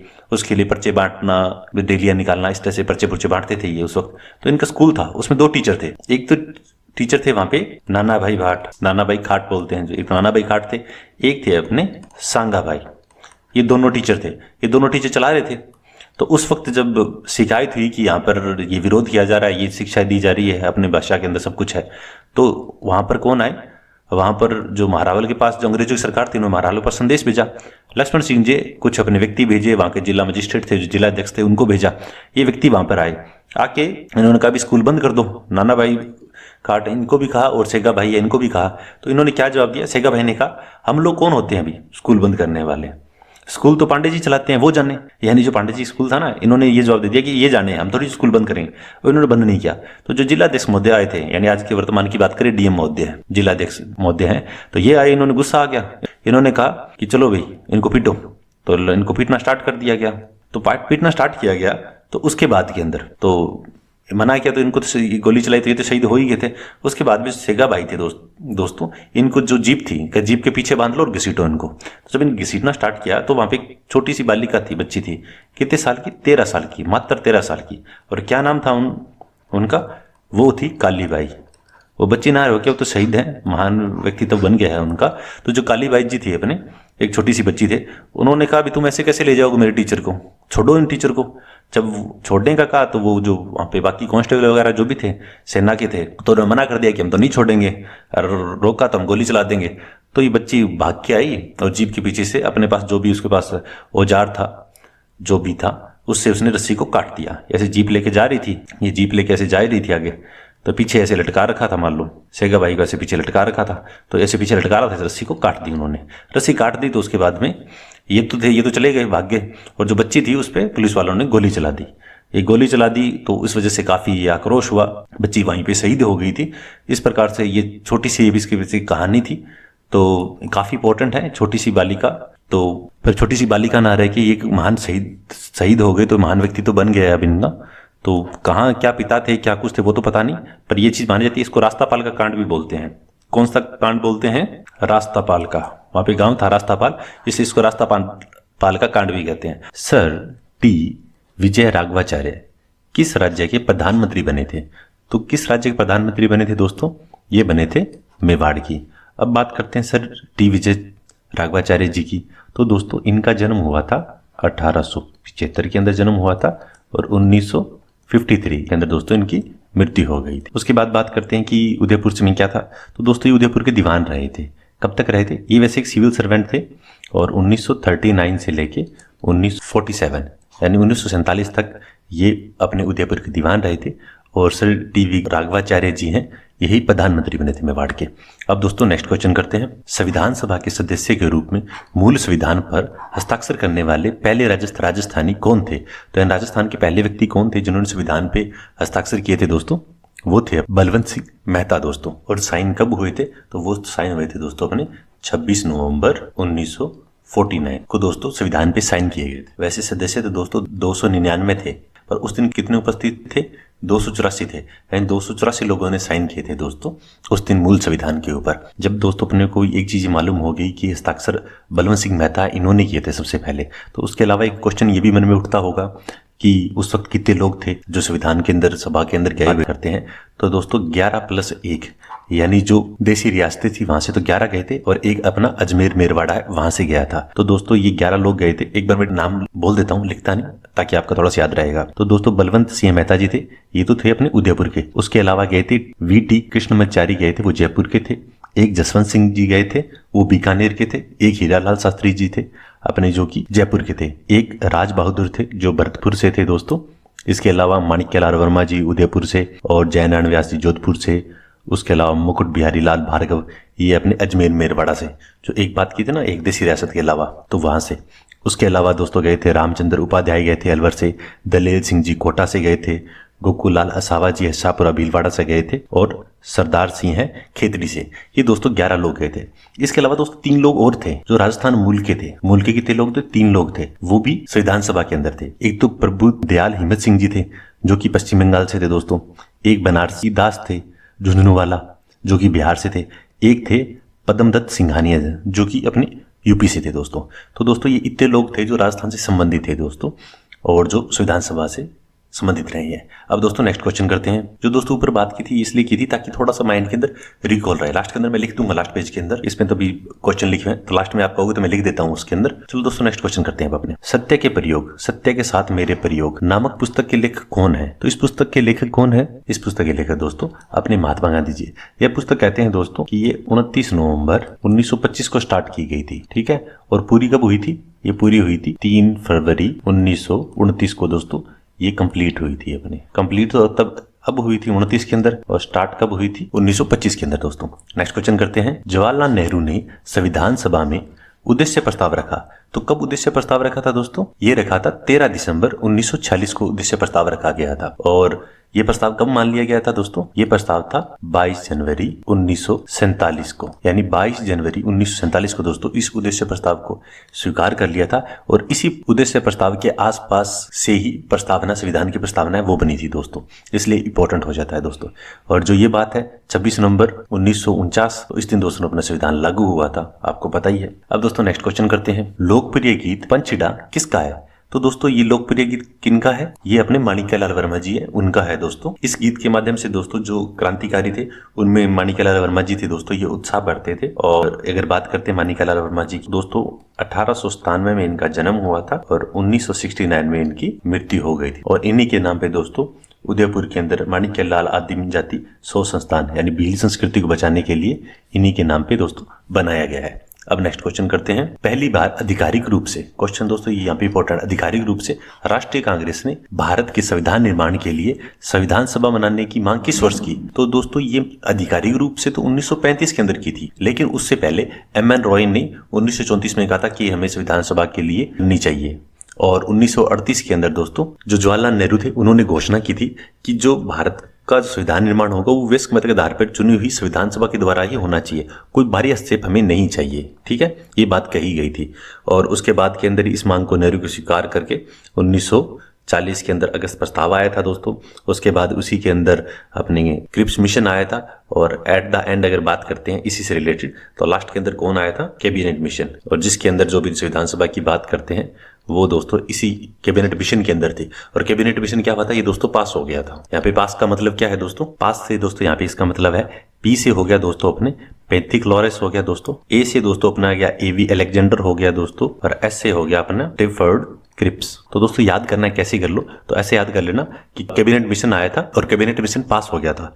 पास मतलब पैथिकलोरस अलेक्जेंडर और एस से स्टेफर्ड क्रिप्स। कब आया था दोस्तों कैबिनेट मिशन? कैबिनेट मिशन कहते हैं 24 मार्च 1940 को आया था। और इसने रिपोर्ट कब दे दी थी? अपनी रिपोर्ट दे दी थी दोस्तों इसने 16 मई। 24 को मार्च को आया और 16 मई को इसने अपनी रिपोर्ट दे दी थी दोस्तों। और ये जो क्वेश्चन था अपना, आधिकारिक रूप से संविधान सभा की निर्माण राष्ट्रीय कांग्रेस ने कब की? 1935 के अंदर की थी दोस्तों। अब नेक्स्ट क्वेश्चन करते हैं दोस्तों, संविधान सभा की प्रथम बैठक कब आयोजित हुई? तो दोस्तों प्रथम बैठक तो आयोजित हुई थी 9 दिसंबर 1940 को। टोटल कितनी बैठकें हुई थी दोस्तों? इसकी 11 बैठकें हुई थी दोस्तों। और जो अंतिम बैठक कब हुई थी? अंतिम बैठक हुई थी इसकी दोस्तों 24 जनवरी 1950। ये अंतिम थी, ये तो फर्स्ट थी दोस्तों, और ये 11th और लास्ट, ये लास्ट बैठक थी दोस्तों। अब दोस्तों अपने नेक्स्ट क्वेश्चन करते हैं, प्रारूप समिति के अध्यक्ष कौन थे? तो प्रारूप समिति के अध्यक्ष कौन थे दोस्तों? डॉक्टर भीमराव अम्बेडकर जी थे दोस्तों। प्रारूप समिति सभी को पता है, ड्राफ्टिंग कमेटी बोलते हैं। उस समिति के अध्यक्ष कौन थे? भीमराव अम्बेडकर जी थे। कितने सदस्य थे दोस्तों इसमें 7 सदस्य थे दोस्तों। उसके अध्यक्ष डॉक्टर भीमराव अम्बेडकर जी थे। पर एक दो समिति और थी, वो क्या थी? प्रारूप समीक्षा समिति। अगर इसकी बात करते हैं तो उसके अध्यक्ष कौन थे दोस्तों? उसके अध्यक्ष थे सर अल्लादी कृष्णा स्वामी अय्यर। तो दोस्तों प्रारूप समिति के अध्यक्ष तो डॉक्टर भीमराव अम्बेडकर जी थे, और प्रारूप समीक्षा समिति के अध्यक्ष कौन थे? सर अल्लादी कृष्णा स्वामी अय्यर। ये इंपॉर्टेंट हो जाता है दोस्तों। नेक्स्ट क्वेश्चन करते हैं दोस्तों, संविधान सभा का अस्थायी अध्यक्ष कौन था? वो थे अपने डॉक्टर सच्चिदानंद सिन्हा। जो पहली बैठक हुई थी ना दोस्तों अपनी 9 दिसंबर 1940 को, तो इसमें दोस्तों मुस्लिम लीग ने तो बहिष्कार कर दिया था और पाकिस्तान अलग है उसकी डिमांड की थी। तो इस बैठक में दोस्तों कितने सदस्य शामिल हुए थे? जो पहली बैठक थी इसमें 211 सदस्यों ने हिस्सा लिया था। तो सबसे पहले क्या कि जैसे फ्रांस में बनाया गया था वैसे क्या किया, सबसे सीनियर कौन थे? डॉक्टर सच्चिदानंद सिन्हा जी थे। ये सबसे सीनियर थे, इसलिए इनको दोस्तों अस्थायी अध्यक्ष चुन लिया गया था। बाद में दोस्तों कौन बना था? डॉक्टर राजेंद्र प्रसाद। डॉक्टर राजेंद्र प्रसाद जो थे दोस्तों अपने, उनको बाद में स्थायी अध्यक्ष निर्वाचित किया गया था। जो स्थायी अध्यक्ष निर्वाचित तो ये हो गए, उसके बाद 2 उपाध्यक्ष बने थे दोस्तों। एक तो बने थे दोस्तों अपने डॉक्टर एच.सी. मुखर्जी बने थे दोस्तों, और एक बने अपने वी.टी. कृष्णामाचारी। ये कौन बने थे दोस्तों? उपाध्यक्ष बने थे। ये इंपॉर्टेंट हो जाता है दोस्तों। अब दोस्तों नेक्स्ट क्वेश्चन करते हैं, संविधान सभा के स्थायी अध्यक्ष कौन थे? तो स्थायी अध्यक्ष कौन बने थे दोस्तों? अभी ऊपर में बात की थी, डॉक्टर राजेंद्र प्रसाद जी थे दोस्तों, ये स्थायी अध्यक्ष बने थे। और जो पहले अस्थायी अध्यक्ष कौन बनते? सबसे वरिष्ठ जो सच्चिदानंद सिन्हा जी थे वो बने थे। और सबसे पहले संविधान पे किसने साइन की थी? कि दोस्तों अपने बलवंत सिंह जी मेहता थे। ये ऊपर बात कर ली, कहां से थे ये संबंधित? ये उदयपुर से थे दोस्तों संबंधित। उसका डॉक्टर भीमराव अम्बेडकर जी प्रारूप समिति के जो अध्यक्ष थे वो थे दोस्तों। नेक्स्ट क्वेश्चन है, ब्रिटिश सरकार ने अपने कितने मंत्रियों का एक दल भारत भेजा जिसे कैबिनेट मिशन कहा गया? अभी आपको बात याद होगी दोस्तों, अभी बात की थी उन्होंने, कैबिनेट मिशन पास हो गया था। यानी 3 लोग थे अपने दोस्तों, ई से पैथिकलोरस हो गया, ए से अलेक्जेंडर हो गया और एस से स्टेफर्ड क्रिप्स हो गया दोस्तों। ये 3 लोग थे दोस्तों, अभी अपने बात की थी। कब आया था दोस्तों? 1940 के अंदर आया था, और 24 मार्च को तो दोस्तों आया था, और 16 मई को रिपोर्ट दे दी थी दोस्तों। अब दोस्तों नेक्स्ट क्वेश्चन करते हैं, प्रतिवर्ष संविधान दिवस कब मनाया जाता है? तो कब मनाया जाता है? 26 नवंबर को मनाया जाता है। क्यों मनाया जाता है दोस्तों? इस दिन संविधान लागू हुआ था ना, आपको याद होगा, 26 नवंबर 1949 को संविधान पे सदस्य 299 सदस्य थे, उस दिन 284 उपस्थित थे, आपको याद होगा। तो इस दिन जब साइन हुए थे तो लागू हो गया था। और जो बाकी शेष संविधान था लागू हुआ था दोस्तों, वो लागू हुआ था 26 जनवरी 1950 को लागू हुआ था दोस्तों। और जो 26 नवंबर 1949 को लागू हुआ था दोस्तों, उस दिन क्या लागू हुआ था? उस दिन जैसे नागरिकता, चुनाव हो गया, तदर्थ हो गया, अस्थायी परिवर्तनशील नियम हो गए, जो भी कुछ थे उस तरह से जो अनुच्छेद थे दोस्तों वो लागू कर दिए गए थे। कौन कौन से लागू किए गए थे मैं लिख देता हूँ दोस्तों, यहाँ पे लागू किए गए थे 5 से लेके दोस्तों 9 तक, यानी 5, 6, 7, 8, 9 ये लागू कर दिए गए थे। उसके अलावा दोस्तों 60 नंबर अनुच्छेद है वो आपका लागू हुआ था। उसके बाद 324 है, ये आपका लागू हो गया था दोस्तों। 366 है, 367 है, 379, 380, 388, 391, 392 और 393, ये दोस्तों ये लागू कर दिए गए थे दोस्तों। जो पहली बार जब 26 नवंबर 1949 को लागू किए थे, जो बाकी जो शेष बचे थे वो दोस्तों 26 जनवरी 1950 को लागू किए गए थे दोस्तों। अब दोस्तों नेक्स्ट क्वेश्चन करते हैं, राजस्थान मूल के प्रवासी बनारसी दास झुंझुनवाला किस राज्य से संविधान सभा के लिए चुने गए थे? अभी दोस्तों उन्होंने बात की थी ऊपर कि 3 लोग थे दोस्तों राजस्थान मूल के। इसमें एक तो बनारसी दास जी थे अपने, ये कहां से थे दोस्तों? ये बिहार से थे। उसके अलावा अगर बात करते हैं अपने यूपी से, तो उत्तर प्रदेश से दोस्तों कौन से थे? पद्मपत सिंघानिया। पद्मपत सिंघानिया दोस्तों ये यूपी से थे, यानी उत्तर प्रदेश से थे दोस्तों अपने। और उसके अलावा बात करते हैं बिहार से, तो बनारसी दास जी आई गए। उसके अलावा एक और थे दोस्तों, वो पश्चिम बंगाल से। क्या नाम था दोस्तों उनका नाम था प्रभुदयाल हिम्मत सिंह। ये कहां से थे दोस्तों? ये अपने पश्चिम बंगाल से थे। तो ये दोस्त 3 व्यक्ति थे अपने, पहले तो बनारसी दास जी हो गए, दूसरे ऊपर विद्याल जी याद कर लो आप, तीसरे में पद्म सिंह सिंघानिया, ये यूपी से हो गए, ये पश्चिम बंगाल से, और ये दोस्तों अपने बिहार से हो गए। ये 3 लोग तो वो हो गए जो राजस्थान मूल के थे। इसके अलावा 11+1 यानी 11 देसी रियासत से हो गए दोस्तों, एक अपने अजमेर मेरवाड़ा से हो गए। टोटल दोस्तों 12 थे ये। दोस्तों क्वेश्चन है, राष्ट्रीय वन नीति वर्ष 1952 संशोधित 1988 के अनुसार कुल भूभाग का वन क्षेत्र होना चाहिए। कितना वन क्षेत्र होना चाहिए दोस्तों? 33% भूभाग पे दोस्तों वन होने चाहिए। तो दोस्तों भी हाल फिलहाल के अंदर पीछे एक रिपोर्ट आई थी, भारत वन स्थिति रिपोर्ट दोस्तों। तो जो भारत वन स्थिति रिपोर्ट थी दोस्तों, कब की रिपोर्ट थी दोस्तों? ये 2021 की रिपोर्ट है दोस्तों। और कौन सा संस्करण था दोस्तों रिपोर्ट का ये? तो दोस्तों ये 17वां संस्करण था अपना। और 17वें संस्करण के अकॉर्डिंग कितना बताया गया है? वन कवर, फॉरेस्ट कवर की बात करते हैं तो अपने दोस्तों फॉरेस्ट कवर बताया गया है दोस्तों अपना 4.87% फॉरेस्ट कवर बताया गया है दोस्तों राजस्थान के अंदर। और वैसे बात करते हैं कितना है तो 16,655 किलोमीटर के अंदर दोस्तों फॉरेस्ट कवर है दोस्तों अपने, यानी वन आवरण बना हुआ है। इसके अंदर दोस्तों झाड़ी है। क्वेश्चन आ जाए वैद्य, झाड़ी को इंक्लूड किया गया है नहीं क्या? झाड़ी को इंक्लूड दोस्तों इसमें नहीं किया गया है। और झाड़ी का कितना प्रतिशत दोस्तों? 1.41 दोस्तों। तो झाड़ियों का राजस्थान की बात करते हैं तो इस प्रकार से दोस्तों अगर क्वेश्चन आज कितना है तो 4.87% दोस्तों वन आवरण फॉरेस्ट कवर है दोस्तों। और एरिया की बात करें तो 16,655 किलोमीटर है दोस्तों। और कौन सा संस्करण था दोस्तों इस कवर रिपोर्ट का? ये दोस्तों 17वां संस्करण था। प्रत्येक 2 ईयर यानी प्रत्येक 2 साल के बाद ये आती है रिपोर्ट दोस्तों, ठीक है। अब नेक्स्ट क्वेश्चन करते हैं दोस्तों, केंद्रीय शुष्क क्षेत्र अनुसंधान संस्थान काजरी, काजरी व केंद्रीय शुष्क वन अनुसंधान संस्थान आफरी। बहुत ही इंपॉर्टेंट क्वेश्चन है दोस्तों, अपने नॉर्मली पढ़ते हैं जैसे पढ़ते हो, इसमें कंफ्यूज मत हो जाना दोस्तों। केंद्रीय शुष्क क्षेत्र है दोस्तों वो तो है काजरी, और शुष्क वन क्षेत्र है दोस्तों वो है आफरी। तो जो केंद्रीय शुष्क केंद्र है दोस्तों काजरी आफरी, इनकी स्थापना कहाँ की गई है दोस्तों? कहाँ स्थित है? ये अपने जोधपुर में स्थित है। जो दोस्तों काजरी है, काजरी की तो दोस्तों स्थापना हुई थी अपनी 1959 के अंदर दोस्तों इसकी स्थापना हुई थी। काजरी को अपने बोलते हैं CAZRI, ये दोस्तों अपने काजरी है। और इसके पूरे नाम की बात करते हैं दोस्तों तो इसका पूरा नाम अपना है central arid zone research institute दोस्तों, ये इसका पूरा नाम है दोस्तों। और दूसरे की बात करते हैं दोस्तों तो दूसरे का नाम है अपना arid forest research institute Jodhpur. इसकी स्थापना दोस्तों कब की गई थी? इसकी स्थापना की गई थी अपने 1985 के अंदर। 1985 में तो दोस्तों आफरी की स्थापना की गई थी और काजरी की स्थापना की गई थी अपनी 1959 के अंदर। तो दोस्तों ये थोड़ा सा इंपॉर्टेंट होता है, आफरी AFRI, ये आफरी हो जाता है दोस्तों, इंपॉर्टेंट है दोस्तों, क्वेश्चन पूछ सकते हैं। काजरी तो बहुत बार पूछा गया है, पर आफरी पूछा है तो हो सकता है आफरी भी पूछ ले दोस्तों, कोई बड़ी बात नहीं। नेक्स्ट क्वेश्चन करते हैं दोस्तों, वनों को 3 भागों में बांटा जाता है, उसमें शामिल है कौन से है दोस्तों? एक दोस्तों आरक्षित वन होता है, बिल्कुल सही है। एक अपना सुरक्षित वन होता है, ये भी सही है। एक अवर्गीकृत वन होता है। तो दोस्तों कौन से शामिल है दोस्तों? तीनों ही शामिल है दोस्तों ये राजस्थान के अंदर, ठीक है। अब दोस्तों नेक्स्ट क्वेश्चन है अपना, विश्व का एकमात्र वृक्ष मेला कहाँ लगता है?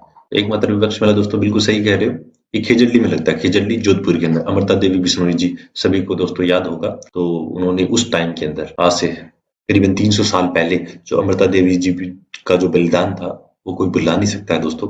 और वो कब की बात थी दोस्तों? वो बात थी 28 अगस्त 1730 की बात थी दोस्तों, जिस दिन 363 लोगों ने दोस्तों अपना बलिदान दे दिया था, हरे वृक्षों को बचाने के लिए बलिदान दिया गया था दोस्तों, तो उसको बुलाया नहीं जा सकता है। तो विश्व का एकमात्र वृक्ष मेला दोस्तों खेजड़ली जोधपुर में लगता है दोस्तों। नेक्स्ट क्वेश्चन है दोस्तों, राज्य में सर्वाधिक सबसे कम वन क्षेत्र किन जिलों में मिलता है? तो सर्वाधिक और सबसे कम किस में मिलता है दोस्तों? सर्वाधिक मिलता है दोस्तों उदयपुर के अंदर और सबसे कम मिलता है चूरू के अंदर। तो उदयपुर की बात करते हैं तो दोस्तों उदयपुर में कितना है? उदयपुर में दोस्तों अपना है 2754 किलोमीटर दोस्तों उदयपुर के अंदर है वन क्षेत्र है जो। और चूरू की बात करते हैं, चूरू में दोस्तों कितना है? 78 किलोमीटर है, ये चूरू के अंदर है दोस्तों। सबसे अधिक उदयपुर में, सबसे कम चूरू के अंदर। प्रतिशत की बात करते हैं तो दोस्तों प्रतिशत उदयपुर के अंदर ही है, प्रतिशत भी उदयपुर में और क्षेत्रफल भी उदयपुर में है। पर अगर चूरू की बात करते हैं तो चूरू वैसे कम है दोस्तों न्यूनतम वन क्षेत्र के अंदर, और प्रतिशत की बात करें तो जोधपुर आएगा दोस्तों। नेक्स्ट क्वेश्चन करते हैं, राजस्थान में सदाबहार वन कहाँ पाए जाते हैं? तो राजस्थान में दोस्तों सदाबहार वन कहाँ पाए जाते हैं? माउंट आबू के अंदर दोस्तों सदाबहार वन है वो पाए जाते हैं दोस्तों। नेक्स्ट क्वेश्चन करते हैं, राजस्थान का राज्य पक्षी कौन सा है? तो राज्य पक्षी कौन सा है दोस्तों? घोड़ा वन है वो राजस्थान का दोस्तों राज्य पक्षी है। ये घोड़ावन को दोस्तों वही है जिसे अपने ग्रेट इंडियन बस्टर्ड के नाम से जानते हैं, सोन चिड़िया के नाम से जानते हैं, वही है दोस्तों। इसका वैज्ञानिक नाम है वो लिख लेते हैं। चलो दोस्तों क्वेश्चन पूछ लेते हैं। वैज्ञानिक नाम इसका है दोस्तों कोरियायोटिस। कोरियायोटिस दोस्तों इसका नाम है, कोरियायोटिस नाइग्रोसेप। ये दोस्तों इसका वैज्ञानिक नाम है दोस्तों। और 3 उद्यान अपनों ने किए थे दोस्तों, आपको याद होगा घोड़ावन के लिए मरु उद्यान जैसलमेर, सोरसन, बारा और सौकलिया अजमेर में किया था दोस्तों, ये वही है।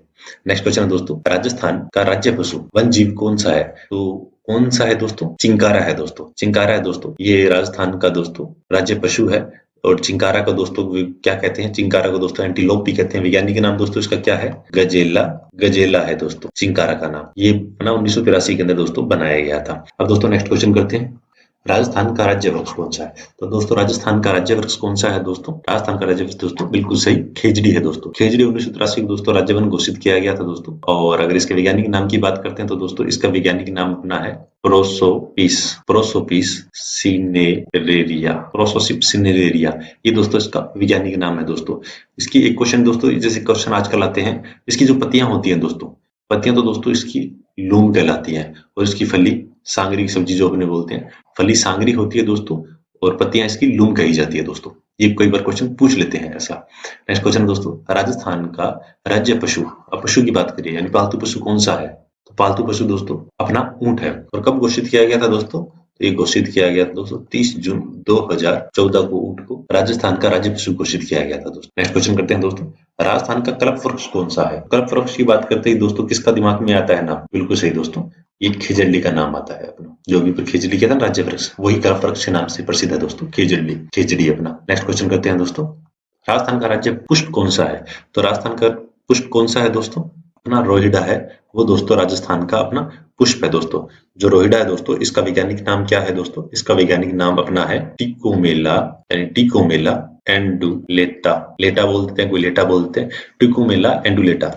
जो दोस्तों ये है, ये अपना राजस्थान का पुष्प है रोहिड़ा, उसका दोस्तों वैज्ञानिक नाम है दोस्तों अपना। इसे मारवाड़ का टिक भी बोलते हैं दोस्तों, इससे राजस्थान का या मरुस्थल का सागवान बोलते हैं, काफी नाम से प्रसिद्ध है दोस्तों। तो ये अपना राज्य पुष्प हो गया, रोहिड़ा हो गया दोस्तों। रोहिड़ा कब बनाया गया था दोस्तों? इसको बनाया गया था 31 अक्टूबर 1983 को घोषित किया गया था दोस्तों। नेक्स्ट क्वेश्चन है, सेवन घास किस जिले में पाई जाती है? तो सेवन घास दोस्तों अपनी पाई जाती है जैसलमेर के अंदर दोस्तों। नेक्स्ट क्वेश्चन, राजस्थान में राष्ट्रीय उद्यान है, तो राष्ट्रीय उद्यान कौन सा है दोस्तों? इसमें केवलादेव राष्ट्रीय उद्यान ये भी है, मुकंदरा हिल्स राष्ट्रीय उद्यान ये भी है, रणथंभौर ये है, तो उपयुक्त सभी हो जाएगा दोस्तों। नेक्स्ट क्वेश्चन करते हैं दोस्तों, साइबेरियन क्रेन है जो दोस्तों किस उद्यान में पाया जाता है? तो साइबेरियन जो अपना दोस्तों क्रेन है ये पाया जाता है अपना केवलादेव राष्ट्रीय उद्यान के अंदर पाया जाता है दोस्तों। नेक्स्ट क्वेश्चन है दोस्तों, उड़न गिलहरी किस अभ्यारण्य में पाई जाती है? तो उड़न गिलहरी दोस्तों अपनी सीता माता वन्य जीव अभ्यारण्य दोस्तों इसमें पाई जाती है। घोड़ावन किस अभ्यारण्य में पाया जाता है दोस्तों? घोड़ावन अपना पाया जाता है दोस्तों राष्ट्रीय मरु उद्यान के अंदर दोस्तों पाया जाता है। तो दोस्तों इस पार्ट में इतना ही। अगर दोस्तों आपको वीडियो अच्छा लगा है तो प्लीज दोस्तों वीडियो को लाइक कीजिए, और जो दोस्त नहीं है दोस्तों वो प्लीज चैनल को सब्सक्राइब कीजिए और दूसरे दोस्तों के साथ शेयर कीजिए। नेक्स्ट वीडियो में दोस्तों आपसे मिलते हैं, तब तक